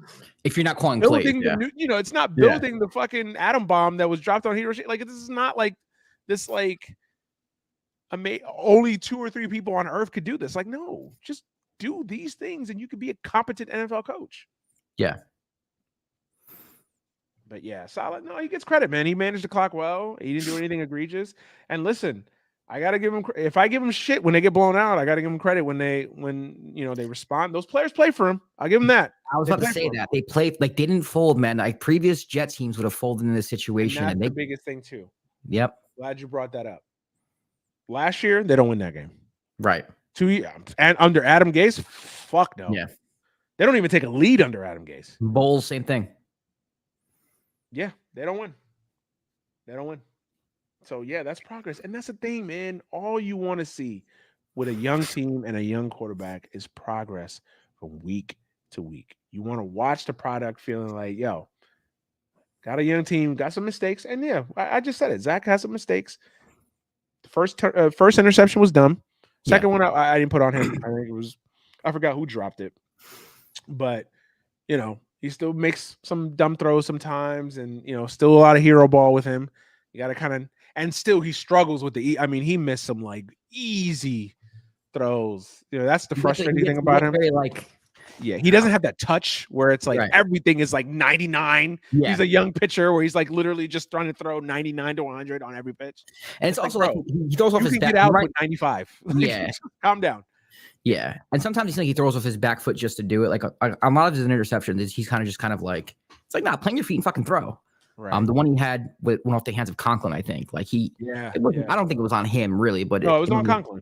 Yeah. Conklin is a drops artist. So yeah. Yeah. Yeah. So I know the one you're talking about with Conklin. Yeah. Yeah. Listen, so there's still a lot of and with the Jets, penalties. It's I mean, that's their identity. It's penalties. Yeah. So that has to be cleaned up, especially when you're playing a really good team like Dolphins. But listen, you got a team going into your building, doesn't have their starting quarterback. All due respect to Teddy Bridgewater. Uh-huh. You could win that game. Yeah. You could win that game. Yeah. And listen, they ever win that game 3-2? Now you got something. Yeah, and now the Dolphins are 3-2. Who knows what happens with the Bills play? The Bills are depleted injury-wise. Yeah, they play the Steelers, but I mean, you didn't think you were catching the Bills anyway. But to me, with the extra wild card spot, like as long as you hover around 500, you got a shot. You got a shot. And honestly, you asked me like, what was the realistic expectation? And I think that's what any logical, sensible Jet fan had as an expectation. As like, I just think like, yo, just play important games in December. Right. Be like on the periphery of the playoffs. And I think any Jet fan would have been like, yo, this is, and Zach's playing well. The young players are popping on the screen. Like, I don't think any Jet fan can call this season a failure. If you go into December and you're like, 8-6 or even like 6-8, 7-8, like even then, 7-8. Like you're again, 1 game over, 1 game under, 2 games under, 2 games like, but you're in the wild card hunt or you're like on the periphery. Like I don't think any Jet fan and Zach's playing well. Your draft class is playing up to their potential. Like I don't think anybody can shit on that. Yeah, I'm with you. So I'm with you. Yeah, man. That's my third thing that popped on my screen this week is the Jets may have a quarterback finally. Yeah, it was fun to watch, man. It was a lot of fun to watch. I honestly couldn't even believe it. Like, oh my God, they're gonna win this game. Like, oh my God, they're gonna win this fucking game. Yeah. I was expecting the other shoe to drop. I was expecting because that's bad interception. That's bad PTSD, penalty. Bro, Jet fan PTSD. Bro, it's PTSD. I mean, even Breece Hall at the end when he fumbled. Oh my bro. I knew he broke the plane, so I wasn't like concerned. Yeah, but bro, I sound like Joe Beningo, bro. Seriously though, Like I was sitting there like, oh my God, they blew it. They did it again. They fucking did it again. Like they did it again. Yeah, man. Yeah, we'll run through these other games real quick. Packers, Patriots. Man, a little shocked here that this game turned out the way it did. I'm not gonna lie. The Packers aren't. I know we said this last week, but the Packers to me, they're so fugazi, man. Like Mac Jones goes out right. And I know they won the game, so I'm not like gonna bash them too much because you won at the end of the day. But this is a game you got to win by like 2 touchdowns. I'm sorry, like this is a game where you cannot go to overtime against. I mean, the Patriots without Mac Jones to me, like this is the worst team in the AFC East, and the Packers just I don't know what it is. I don't know if Aaron doesn't have enough help. I know you hate that narrative. The defense is sufficient enough. The Packers just feel like a very fugazi type of team. I'm not going to harp on the Patriots too much because I think without Mac Jones, and I don't think they're a playoff team, so there's really not what worth talking about. Yeah. For me, what I took from this game was just, I can't trust the Packers. I can't trust them. Even though they won this game, I can't trust them. Yeah, man, that was a surprise to me too that this game was as competitive as it was. Yeah. But hey, you also got to realize, Bill Belichick's on the other sideline, man. So true. He's still a decent coach, man. He could still. But this dude Zappy shouldn't be coming in like. Hey, listen, and he played all right. Kept the team in the game. He looked good. Yeah. Do we have a quarterback controversy in New England? No, not at all. Yeah, man. I mean, listen, I don't know. Listen, I'm of the mind of a win is a win. Yeah, and you just take it and move forward. Yeah. Move forward, I know it's hard to win in the league. It's just, I guess I'm so used to seeing Aaron Rodgers being Aaron Rodgers that when he's not Aaron Rodgers, and it's been this way for a couple of years now, it's kind of just like. Well, they just don't have the margin for error. They're kind of, in a lot of ways, they're like the Chiefs, where they're going to have those games where in the past they would have just out dynamicked, if that's a phrase. Yes. Another team. They don't have that, right? They don't have. Don't steal that shit. They're going to out dynamic a team from time to time because they just have so much more talent. I think now, especially on offense, I think their defense is legit. Yeah. But I think on offense, they don't have, I mean, they're built where they don't have a lot of margin for error. They're honestly a ground and pound team. They've got to run the ball down your throat. For sure. Yeah. Ball control. And they've got the perfect quarterback for ball control because he doesn't throw interceptions. So you've got a ground and pound team, defense. Like, that's their formula. Yeah. Honestly. I think they're a team that's kind of still figuring out their identity. So honestly, I still think Green Bay is going to be there. Maybe at the end. But I just, I'm not worried about them. I think when you could play defense the way they play defense and you still got it. I know it's Aaron Rodgers. People like shitting on Aaron, including me. He's still Aaron Rodgers. And if he ever gets hot, watch it be the year he finally gets hot and makes it to another fucking Super Bowl without Devontae. It's this year. This is the year he beats the 49ers. It's this year. Yeah. He'll have like a so-so regular season. Where like for him is like a so-so regular season. Yeah. And then he'll get hot in the play. It's a watch. It's written right there. I mean, the year they won the Super Bowl, they were a 6 seed. So yeah, absolutely. We talked about the Sunday night football game. Yeah. Vegas and Denver. 32-23. Vegas finally gets on the win column. Anything that stood out to you about that game? I mean, I guess the Broncos are my Packers of the AFC, where it's just kind of like can't trust y'all either. And the offense played better. I mean, Russ looked better, but listen, Vegas is not as bad as their record indicates. So I don't think going to Vegas and losing is necessarily a bad thing, especially a divisional game. Losing to Devontae Williams is going to kill him. I think, I think he's a very talented running back and they should have used him more while he was healthy. But yeah, I can't figure out Denver. And I think this goes back to like the parity conversation we were having last week, where it's like there's just not a great team in the league right now. And I think we're going to see a lot of this. I think, there are going to be teams that we're feeling one week that just don't show up the next week. 1 week the Bills are going to be the darlings of the NFL. The next week it's going to be the Eagles. The next week's going to be the Niners. I think we're going to go through this all year. I agree with you. I just really haven't been impressed with any real team in the league besides Philly. Vegas, I think found their identity. They got to run the fucking football. Like, you've got Josh Jacobs, a really good running back. He had a great game. Yes, a great game. Thank you. Fantasy points. You've got a really good running game and a running back. Like, run the fucking football. Yeah. You know, there's no reason why Derek Carr should be throwing the ball 45, 50 fucking times. Like, yes, I know you got this new toy in Devontae Adams, but run the football, control the tempo, control the clock, and then when there's throws to be made, you got Devontae Adams. Hunter Renfrow losing. Hunter Renfrow will hurt. But listen, I agree with you that the Vegas had a little bit of bad luck in that they're not as bad as 0-3. So yeah, maybe they finally right their ship. I listen, I still think McDaniels is an amateur, but you know, whatever. Yeah. Carolina and Arizona. Oof, man. Trash on trash, bro. First of all, the fact that Arizona somehow is 2-2 is just crazy to me. Like, they're 2-2. Yeah. I mean, Carolina is really bad. Baker looks awful. Hey, but no, don't be fair. Odell's holding them back. You're right. Come on. The ghost of Odell Beckham. You only can do so much. Yeah. I mean, the offense is just it looks worse than it last year. Listen, I hope Matt Rule doesn't rent. Or I hope Matt Rule rents and not owns. That's what I will say about Carolina. Yeah, I'll be honest. I don't know how much longer Baker starts. Where are they going to go? I think when Darnold's healthy, I think, maybe in a few weeks or so. Is he an upgrade? I don't think he's a downgrade. Damn. I don't think anyone knows. They're both busts. At this point, they're both busts. They're busts. Both of them. It pains me because I didn't think much of Baker. I got that one right. I didn't think much of Baker coming into the NFL, but I love Darnold coming into the NFL. And they just never materialize. It's just crazy to think about it. Think about it. The three quarterbacks I loved in that draft class. I wouldn't say love. I loved Darnold and I loved fucking Rosen.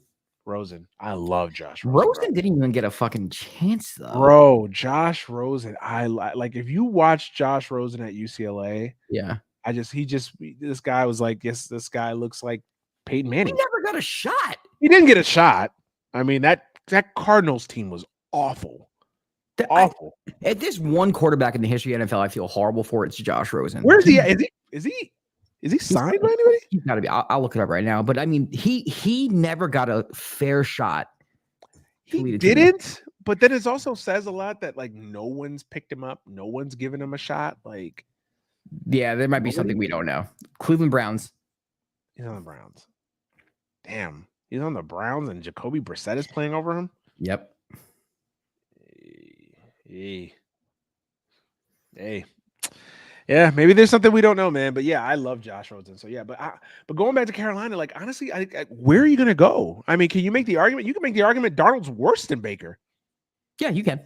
I think you can make that argument for sure. So like, honestly, I don't think there's like an option for them. I think they're just gonna stick it out with Baker for the rest of the year. Because Darnold's hurt, and even when he does come back, like, what do you really have with him? He's a guy that lost his job last year to Cam Newton. Like, yeah, I mean, but last year, you started off pretty hot with Darnold. I mean, I remember at the beginning of the season, week 4, we would have been talking about like, wow, Darnold's really, turned his career around in Carolina. I mean, he might be the quarterback of the future there. Terry Bradshaw was saying on TV that he was going to be the best Panthers quarterback of all time because of the hot start that he got off to, and also because he's racist. But like, that's how good he was.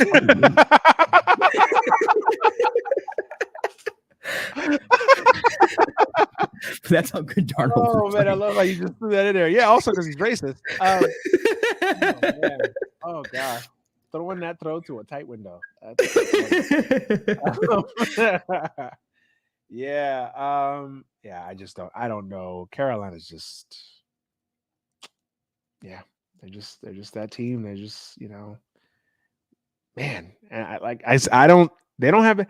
It's crazy because I don't think they're a bad team. Like I think there's talent there. Their defense is good. You got arguably top 2, 3, maybe 1 running back in the league in Christian McCaffrey. DJ Moore's a stud.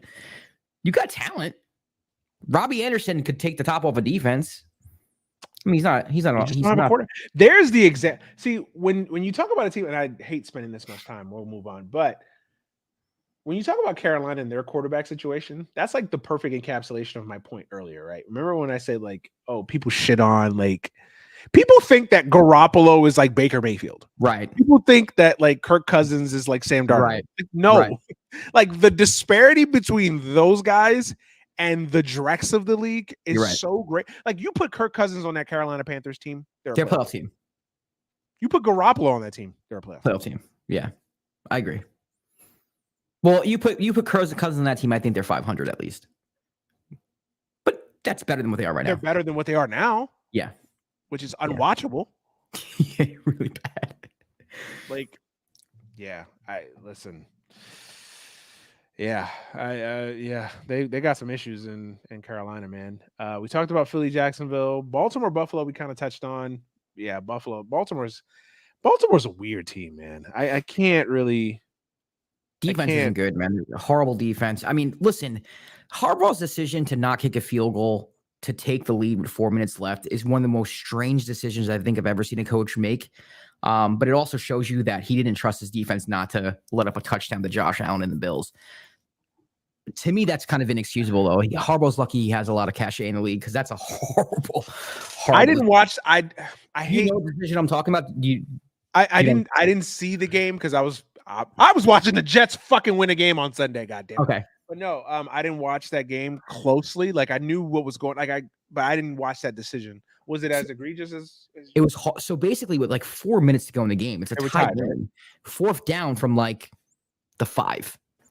So it's like, all right, it's fourth down, but like you're gonna take the lead here. You're guaranteed to take the lead. If you don't score here, you don't have the lead.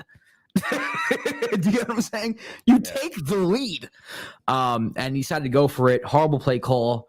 Buffalo blitzed, and Lamar was backpedaling from the get-go. Just a broken play. Nothing happened, and they turned the ball over on downs, and the Bills marched right down the field and won it on a field goal. Yeah, I mean, I think it's awful. You have to take the lead. You have to take the lead. I agree that you most likely have to take the lead there, but the issue then becomes is if he kicks the field goal, right, which would have put it was from the 2, by the way, so maybe it's closer than I originally.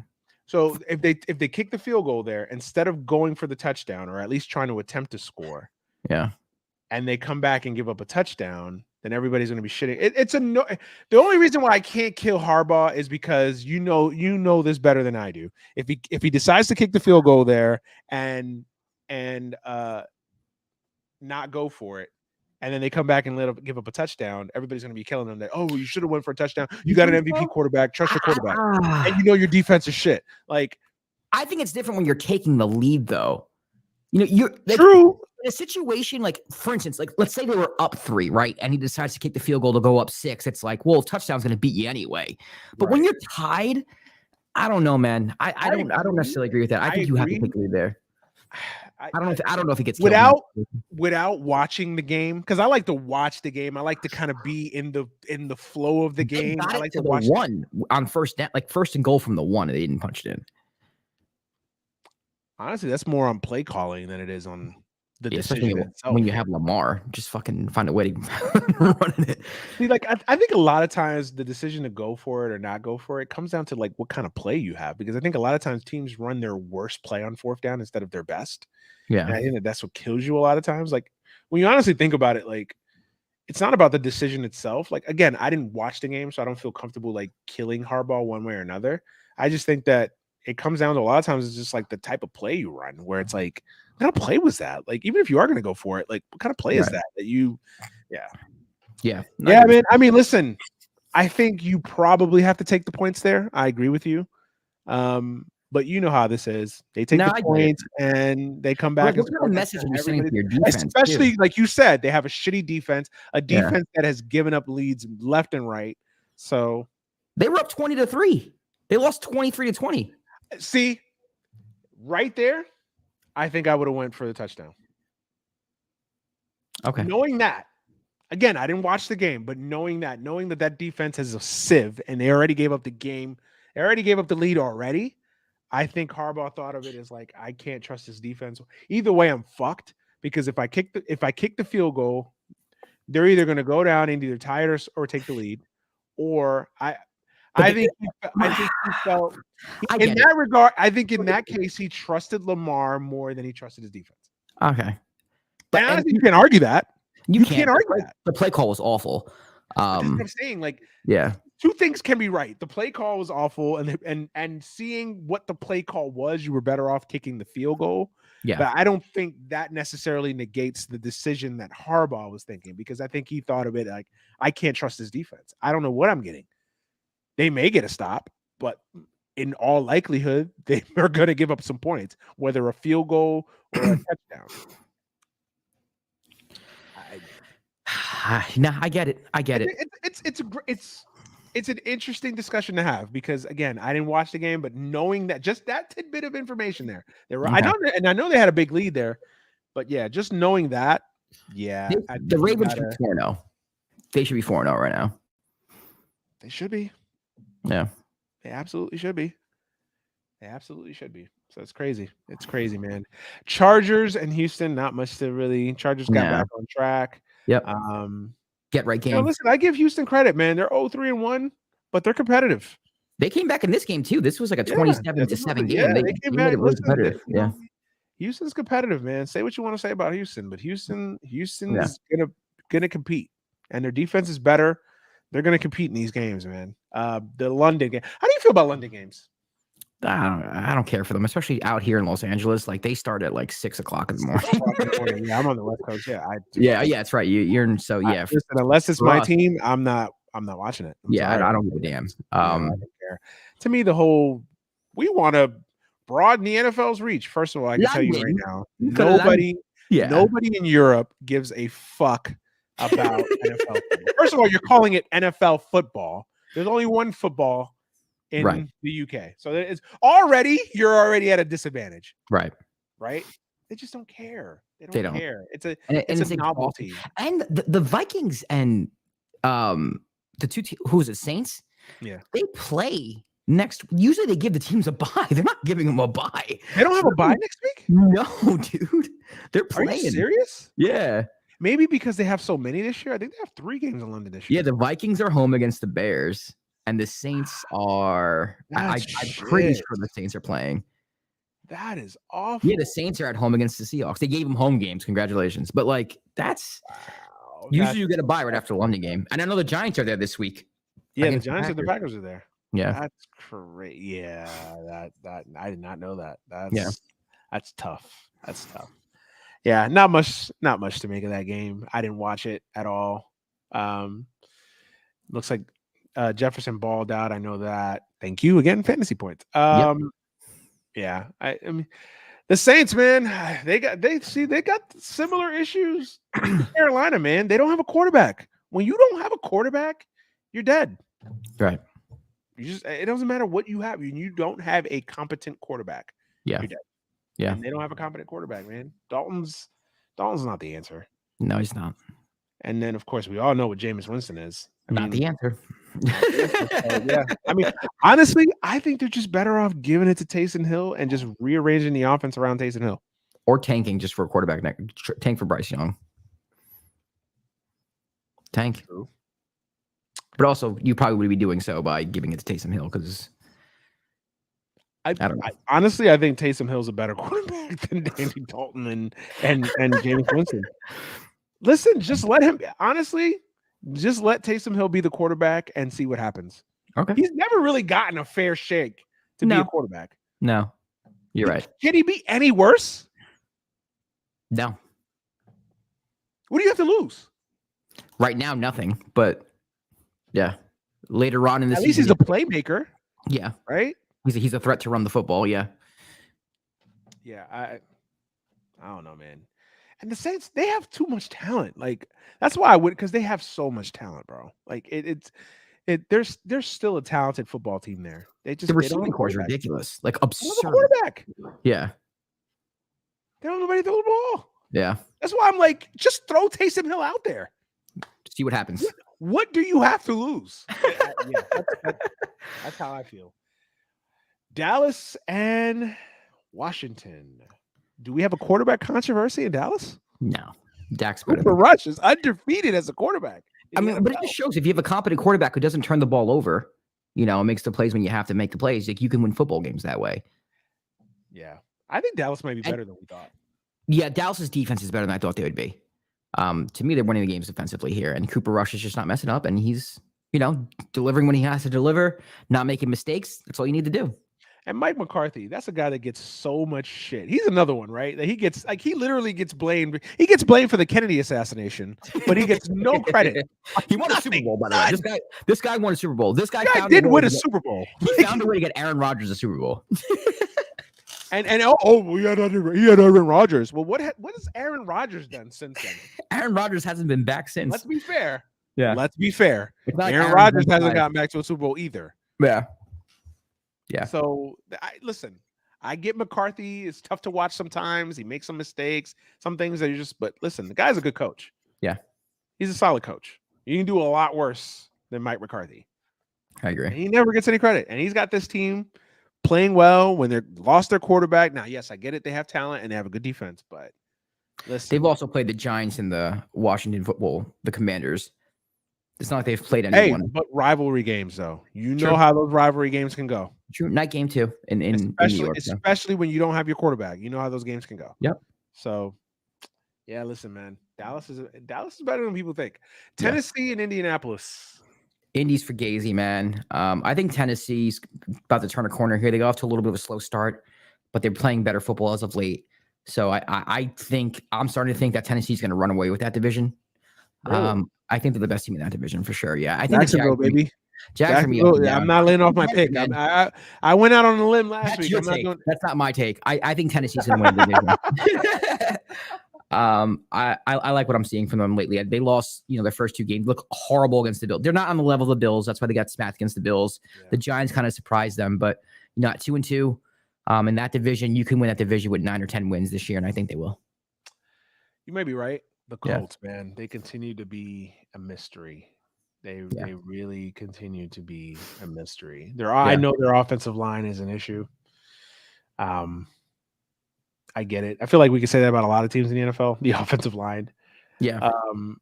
The Colts to me are the biggest mystery in the NFL right now. I just don't know why. What has happened in Indianapolis? It's amazing to me. Seattle and Detroit. First ever 48-45 game. Isn't that crazy? And Geno Smith and Jared Goff were your quarterbacks. Go figure. Oh man, Geno Smith had a hell of a game too. 23. Man, I'm really happy for Geno Smith.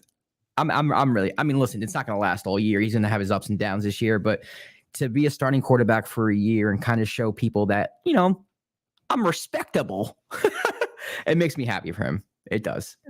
Yeah. So listen, Seattle's not a good team, but they'll listen. Seattle. They'll be a 7-10, 8-9 type of team. They'll be competitive. You got a game plan for them. Yeah, they're not going to be pushovers. They're going to compete every game. That's just Pete Carroll's nature. They're not going to fall apart unless they have a major injury. I think Seattle. Listen, I think whoever does best against Seattle might decide that division.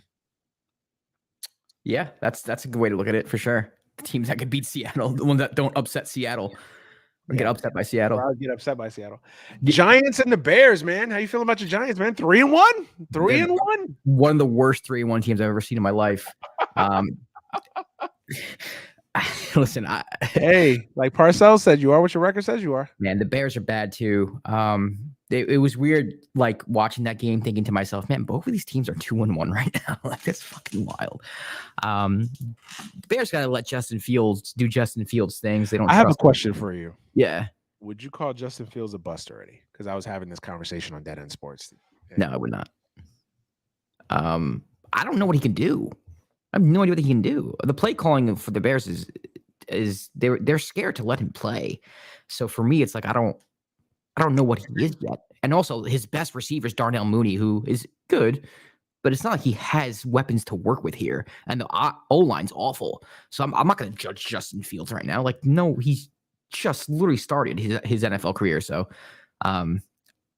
unless you think or other people who are advocating for it think he's been that bad already, which I don't think he. I mean, statistically, he's been bad, but again, he doesn't have much to work with. That's why you No. can't really lean on stats because you gotta watch the overall game and kind of see what they're working with. And like, I don't think anybody can look at Justin Fields now and feel like he's been given a fair shake. Like, he doesn't have anything. Like, what do the Bears have? They don't have anything. They don't have anything. Darnell Mooney, nice player, nice little receiver. That's it. A third option on a good team. Like, he's a good, solid receiver. What are the wide receivers on the Bears? I don't think I could name another. Cole Kmet, nice tight end, good tight end, decent tight end. I can't name another receiver on the Bears. Who's their running back? Khalil Herbert? Well, it was David Montgomery, but now he's hurt. So Herbert, yeah. Cool. It's like it is what it is. It's crazy, right? The Giants and the Bears, right? Who do you feel better about, Daniel Jones or Justin Fields? Ugh, neither. Yeah. Daniel Jones. I'll just say Daniel Jones right now. And honestly, that to some corners that may be a hot take, but honestly, it really isn't. Like, no. Yeah, man. I feel bad for Fields, man, because I don't think he's been given a fair shake, and he doesn't have a lot to work with. Yeah. What do you think the Giants will do with Daniel Jones? Because it looks like they're going to be too good to be in that quarterback discussion unless they trade up for one, unless they basically. And I don't think that's in the Giants' DNA. To basically I think they're going to go. I think they're going to like 6-11, 7-10, and I think they're going to go after Garoppolo. Really? Yeah. Or some trade, some type of trade for a Garoppolo or another quarterback who might be available. Interesting. What if that guy isn't available? Man, I don't know. I'm not re-signing Daniel Jones. I'm not. They can't score the football, bro. They're awful. Yeah, I know. I'm with you. I'm just wondering, like, what if they overachieve and end up like 8-9, and then are not in a position to draft a quarterback unless they draft one in the second or third round. Somebody maybe falls, wishful thinking, and then like Garoppolo isn't available. Like maybe they just, because that's the other thing too. If I'm the Niners now I'm leery of letting Garoppolo go even next year, because what is Trey Lance? Right, it's true. It's a good point, dude. I don't know. That's a good question. I don't know what they do at quarterback. I have no idea. That would be my guess. I think they would trade for someone. With somebody, they may be stuck having to basically pay Daniel Jones, maybe on a short-term contract at least, or let him go and just ride with Tyrod for a year. Yeah. But even then, like Tyrod's going to lead you to a 6-11, 7. I mean, he's essentially going to do the same thing Daniel Jones is going to do. Exactly, but for cheaper. So I guess that's the thought. But yeah, it's crazy. The Giants are stuck in a lot of ways, man. They are. That's crazy. Talked about Arizona. I think we ran through all the games. That's crazy. Oh, what did you think of that? Well, besides that game is obviously overshadowed by the whole Tua situation, but what did you think about the Cincinnati-Miami game? You know, it sucks because the Bengals won, but it's also like that game was a game, like when Tua was in. So it's kind of hard for me to be like, oh, the Bengals are back, or because at the end of the day, they were very close to losing that game. Like, if there wasn't for a miscommunication with Bridgewater and Gesicki there, I don't know how that game ends. So I still don't know what to make of the Bengals. The Dolphins, to me, if Tua can return, I think they're a playoff team. I think they're a solid team. To me, that game was more about the Bengals and bouncing back, but I still don't know how I feel about them. I'm having a hard time getting a pulse on the Bengals. And I think next week in Baltimore, I think we're going to learn a lot about them. Yeah. I'm with you, although I am a little bit more in favor of, hey, listen, you take the win. Yeah. And you just move on. Oh, man. You don't apologize for it, for sure. You're 2-2. Yeah. Instead of 1-3. Yeah. But Burrow looked pedestrian for a lot of the game. He ended up having a decent night, but I'm just not sold on them as like contenders in the AFC. Like last year's Super Bowl run was cute, but I don't think you could put them as like, oh yeah, they're bona fide, like they're going 14-3, like a lot of people maybe in the preseason. Yeah. Like I think they're a 10-7, yes, at best 11-8. Yeah. 11-6 type of I team agree. that I still think they're probably the most talented team in that division. As far as like on paper talent, as far as Yeah. that's the skill, and even on the offensive side of the ball, and their defense is okay. I But think the Browns are the best team in that division. Just don't have Watson right now. damn, that you might be right. The Browns, but so much of the Browns are wait till Deshaun, Yeah. Mr. Massage Therapy gets back. That That's gonna be. Jeez, can you oh imagine that dude takes him to the fucking I think Super Bowl? I think low key the league wants the Browns to be like 3-9 by the time he gets back, so that they don't like essentially. Jacoby's doing a decent job, man. They got a big game against the Chargers this week. That's a huge game, especially for That is a playoff very implications. big game. Yeah, that is a huge game. But listen, the Browns have played. They gave a game away. If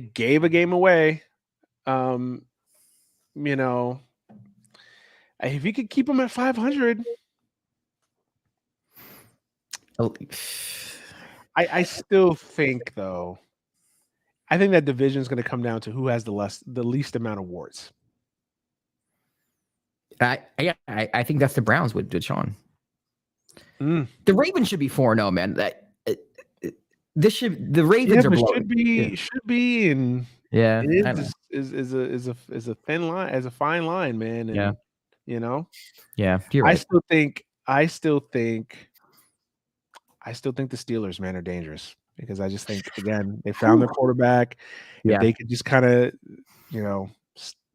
listen, Najee Harris, Freiermuth, those receivers. Now you add a young quarterback that gives that team some panache. Like, yeah, man. I mean, why not Pittsburgh? I mean, again, nobody's running away with that division. I mean, the Bengals have issues. The Browns, I mean, they still got another 5 weeks for 7-8 weeks of no Deshaun. Shit could turn in a heartbeat, without your guy. So maybe Pittsburgh, man. That division's definitely the most interesting one. It's like who's it always is, isn't it? But it's like not who's gonna win the division. It's like who's not gonna fuck up the least. Like who's gonna fuck up the least. That's what it feels like. Yeah. Who's when everybody's healthy? Okay, I think we know who's not the best quarterback. Oh, okay. Who's the best quarterback in that division? When everyone's healthy? Healthy and playing. Lamar. Better than Deshaun? Yeah. Better than Burrow? Yeah. I'll go Lamar, Deshaun, Burrow. That's my order. I think you have to. Yeah. I think you could make a case for Deshaun being better than Lamar. True. Lamar has that MVP, and I think his teams have relied on him more. Like when Deshaun was in Houston, like they were kind of a different offense. But I think Deshaun's definitely capable of doing things that Lamar's doing. Yeah. A little more polished in the pocket, but Lamar to me is special. Like he's fucking special, man. Yeah. I love Burrow though. I think Burrow's a little overrated. Really? Yeah. I love Burrow, man.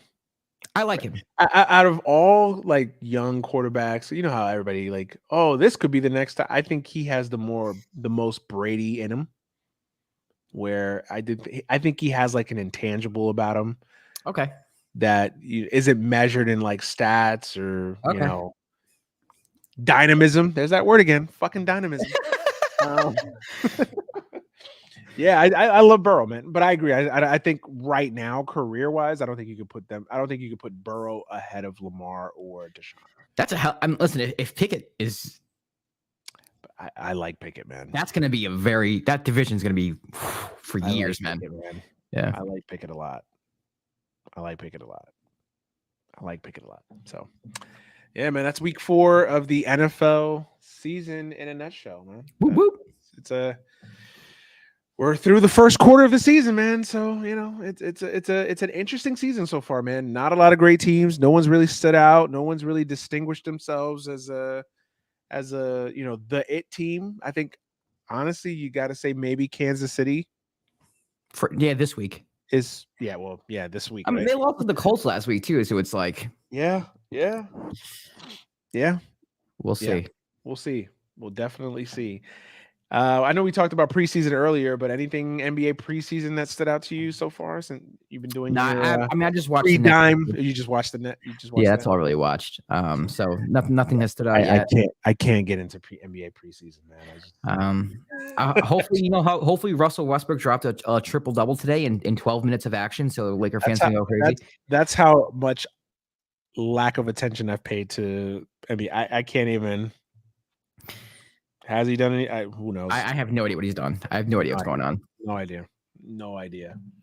I'm the geek that'll travel around and follow my baseball team during spring training before I watch.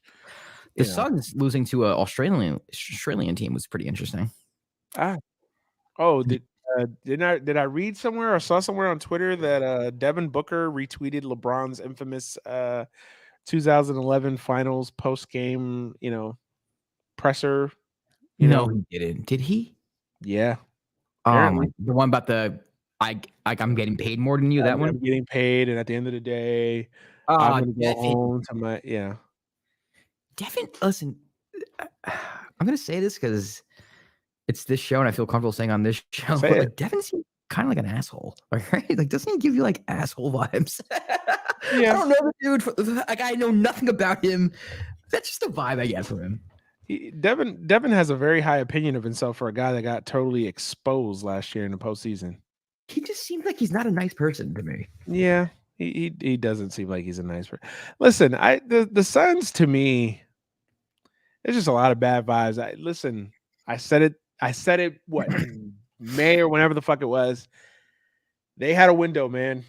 They had a window and they needed to take advantage of it. And it just feels like a lot of bad vibes in that team right now. I'm with you, man. That window is closed.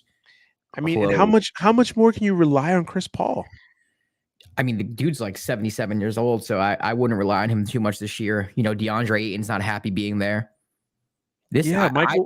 Michael Candy Jr. is you call it's tired of being there. That's so. I wish I could be frustrated with 130. So disrespectful. I know it's disrespectful. I'm sorry, Eddie Curry with a good heart. That's what I'll call him. Eddie Curry with a good heart. It's messed up. Yeah, I know. It's so fucked up. I'm going to hell. I know it. Yeah, Devin Booker, man. We'll get into the NBA when it's time. I can't. Damn it. Did it feel like the NBA season just crept up? Like, yeah, I feel like it just ended like 3 weeks ago. Like, what the fuck? Like, yeah, shit. Like, okay, all right. Like, I saw the commercial. Like, I saw ESPN's first commercial for the NBA, and I'm like, damn. Yeah, it is starting in like 2 weeks. Crazy. Yep. NBA season, man. It's gonna be fun. Got to talk about it to end the show. Postseason baseball is almost here, and the Mets, when in doubt, Mets. It sucks. Like, this team, I think they can still win 100 games. It's only the Mets, right? only the Mets can make their fan base. Literally, like 95% of their fan base feel like shit today. And when you think about it, they're gonna win mostly likely 100 games or 99 at most, and be a wild card team. Host wild card games in their building this weekend, and everybody feels like such a fucking letdown. Like, no, bro. I mean, honestly, it feels like such a letdown because this year felt so different. It felt like this team was different. It felt like different every time where there was a point in the year where you were like, "Yep, same old Mets. There you go again, same old Mets." They did the opposite. Well, they still can do the opposite. This could be that point of same old Mets, and now they can do the opposite in the postseason.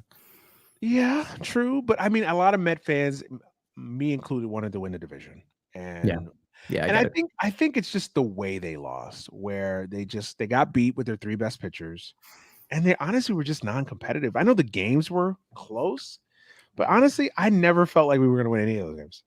Like, they got off to a lead in each of the 3 games. So it doesn't matter. As soon as Atlanta took the lead, yeah, you because that's the thing with the Mets, man. Their offense is so hit or miss. Yeah, and Marte's hurt. So Marte's hurt, which has killed them, right? And your 2 best players didn't show up. Like, Pete and Francisco did not show up. They didn't show up.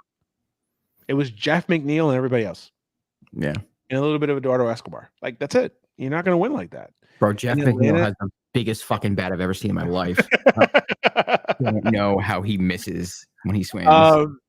Yeah, and Atlanta, give Atlanta credit, man. They've played their asses off. They're the champs. 4 months. They're the champs. They're so good.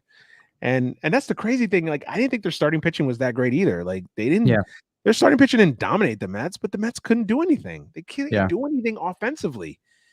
It's like, if Pete's they have no margin for error on offense anyway. And then when you have Pete Alonso and Lindor that don't do anything, I mean, you just, and I think really the key, I know Marte is being out has killed him, but honestly, Nimmo really hasn't had a big year. And he's a lot of ways the key to a lot of things. When he gets on base, I feel like and when he's playing well and getting on base, I think he adds a different dimension to this team. And he hasn't really, it's been a weird year with Nimmo. He's had pockets of being good, but he hasn't really had that consistent offensive season or he's getting on base, he's drawing walks, he's constantly no. Honestly, man, and then a lot of Met fans are pissed off because they brought up our top prospects literally at the end of the year and then put them in an impossible situation where it's like, save us. Yeah. And it's like, yeah, I get it. It's not the most ideal situation to be in, but listen, do the Mets still have a shot? Yes, but it's not. Now it's harder because now you got to play this wild card round, especially with injuries to one of your most important players in Marte, and then you got to play the Dodgers in the first round. I do think that the severity of this round being I think it is a little bit overblown because first of all, because I think we've never seen this before. This is the first year we're going to have this wild card round. Yeah, but you would want to see the Dodgers of the NLCS. I think that's a disappointing thing. It's like you gotta survive this wild card round, and then it's like the Dodgers. Yeah, honestly, I don't think the Dodgers are this invincible team. I think the Dodgers are flawed, bro. Their rotation is shit, and their bullpen's not as good.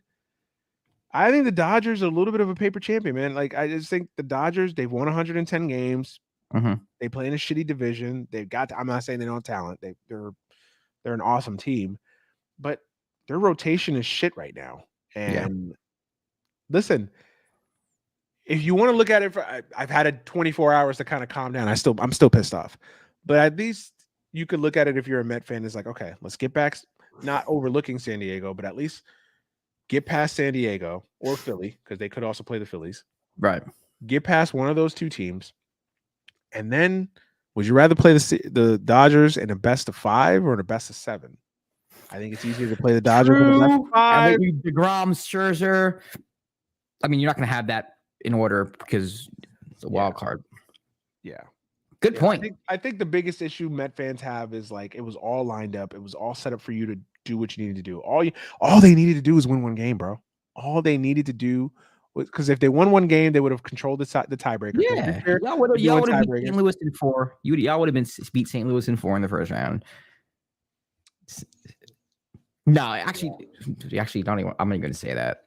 Who I think Wainwright, Pujols, and Yachty pull fucking 2006, bro. I think the Cardinals, low key, are a sneaky World Series. Bro, Pujols has turned the clock back 15 years this past month. Yeah, watch these motherfuckers are dangerous. I keep telling everybody this.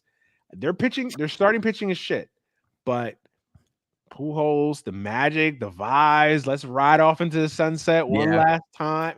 Wainwright, Yachty, and Pujols. Watch out for that shit. You know how mad I'll be. It won't be as bad as an 86. What were they? 86 wins that time they won the World Series? 83. Oh, fucking 83, bro. Don't bring up 06. 06 is still. Yeah. I've never gotten over 06. That was the best. The Mets were the best team in baseball by far that whole year. I've never gotten over it. Never best gotten over team in baseball. Yeah, man. Postseason baseball's here. I'll do a little bit of a preview next week, but yeah, it's fun. It's fun times, man. This wild card round should be fun. It should be interesting. It's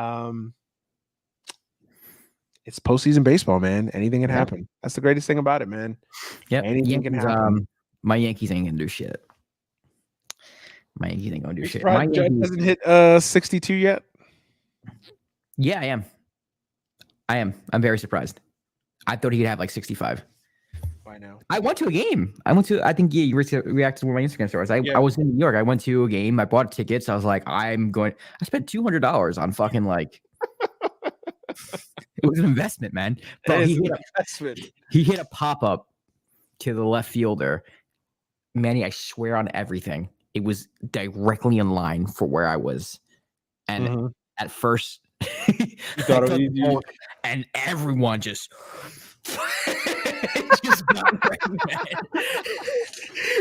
because everyone sees like $1 million coming their way, bro. Yeah, man. Manny, when I tell you, if he didn't get under that, I'm not saying it would have went my distance, but it was in line with me. It would have landed in front of me or behind me. I don't know, but it was.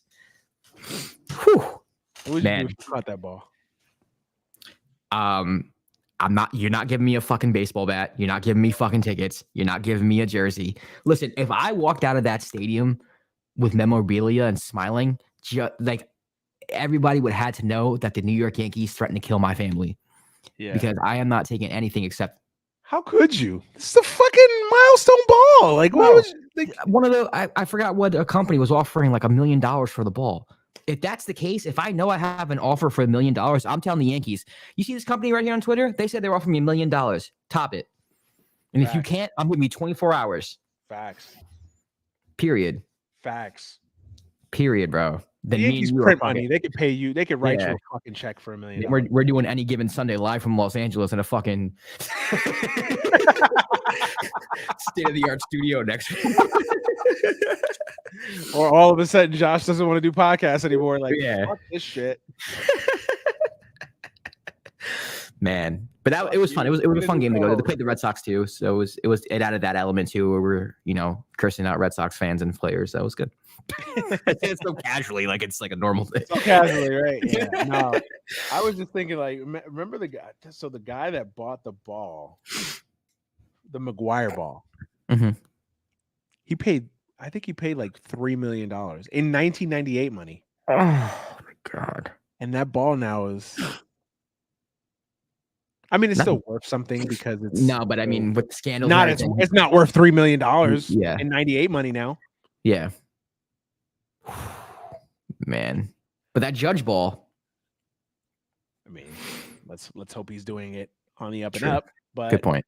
Yeah, I give me a ball right now is like. It's like a gold ticket, man. Yeah, I wouldn't. Yeah, I wouldn't. I'd have a press conference and everything, man. I don't give a damn. Fucking right. I'd hold that shit hostage, bro. Like, Aaron Judge, you want this fucking ball, bro? When you sign your new fucking contract, B, like Black Air Force is on and everything. Like, yo, when you sign your motherfucking contract, B, run me my money, bruh. You have 24 hours. 24 hours, bitch. Half-breed motherfucker. Run me my shit. My friend who I went to the game with, he's a lawyer. So I had it set up, bro. I was like, listen, if I get this ball, you're representing me. Like, I'm telling you, I was ready for I was like practicing my press conference speech on the ride there. I was like, you cannot bully me into like, here you go, Aaron Judge. This is the good thing. This is the right thing to do. Even though the New York Yankees are worth billions of dollars. Now, pay me. Pay me. But it didn't happen, so it's all fantasy. Why not? Hey, leverage your shit for as much as you want, Fuck it. And I'd still take something from the Yankees too. Like, hey, bitch. Throwing some season tickets too. For life. Me and my descendants. Right. And I want that shit in writing. I would have got all my friends' season tickets too. Like, hey, listen. I live in LA, but you know what? For real, man. My friends are still Yankee fans. Yeah, for sure. Oh man, we're gonna get up out of here, man. That is all. Hopefully by the time I talk to you guys again, or we talk to you guys again next Monday, the Mets have had a good weekend. They didn't work too hard to get out of the wild card round. Hopefully. Boy, if they fucking lose, next Monday will be a funeral. They absolutely will. I'll wear 100 games and lose a division on the last weekend of the season, and then losing a wild card round to the fucking Phillies or some shit. Like, yeah, no. Especially if it's to the Phillies. Ooh, Phillies, yeah. It'll be bad. So, hey, pray for some sunshine, not some rain. So yeah. As always, you guys know where to find this podcast. It's available anywhere where you can find podcasts. You can follow us on Twitter at Josh_Rodriguez, me at DManuel Brown on Twitter, Instagram, and etc. Josh, you got anything for the listeners and watchers before viewers, not watchers. It's late. Yeah, Viewers before we get out of here.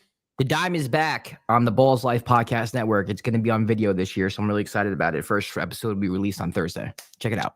Can't wait to come back and talk my shit. And once the Lakers get off to a 4-16 start, yeah, the Lakers will be off to probably off to like a 10-16 start, and then Russell Westbrook and Patrick Beverley have punched each other in the face maybe 3 or 4 times by then. Right, but Russ will be averaging a triple-double, so like he's not going to be the problem. Okay, got it. Got it. And then LeBron's making plans to align himself with his son in 3 years when he comes out and is a second-round pick. Right. Right. Oy vey, the Lakers. Anyways, MLB Bro, we got our last debatables of the regular season coming out this Friday. Yeah. Debatables, full season in the books. Yeah, so it's a good thing, man. MLBBro.com, just like it sounds, MLBBro.com. Dead End Sports each and every Tuesday and Thursday, 6:30 on YouTube. Y'all know already. And I will be returning soon to our friends, the Vanguard. They've asked me to come back on. So we are just lining up a date and time. And I'm also going to talk to them about possibly doing something for election day. So yeah, we'll see. We'll keep you guys posted though. That's why you guys got to follow. Yes, sir. Posted, but yeah. All right. That's it. Josh Rodriguez. I'm Manny Brown. This has been Any Given Sunday. We are out of here. Peace.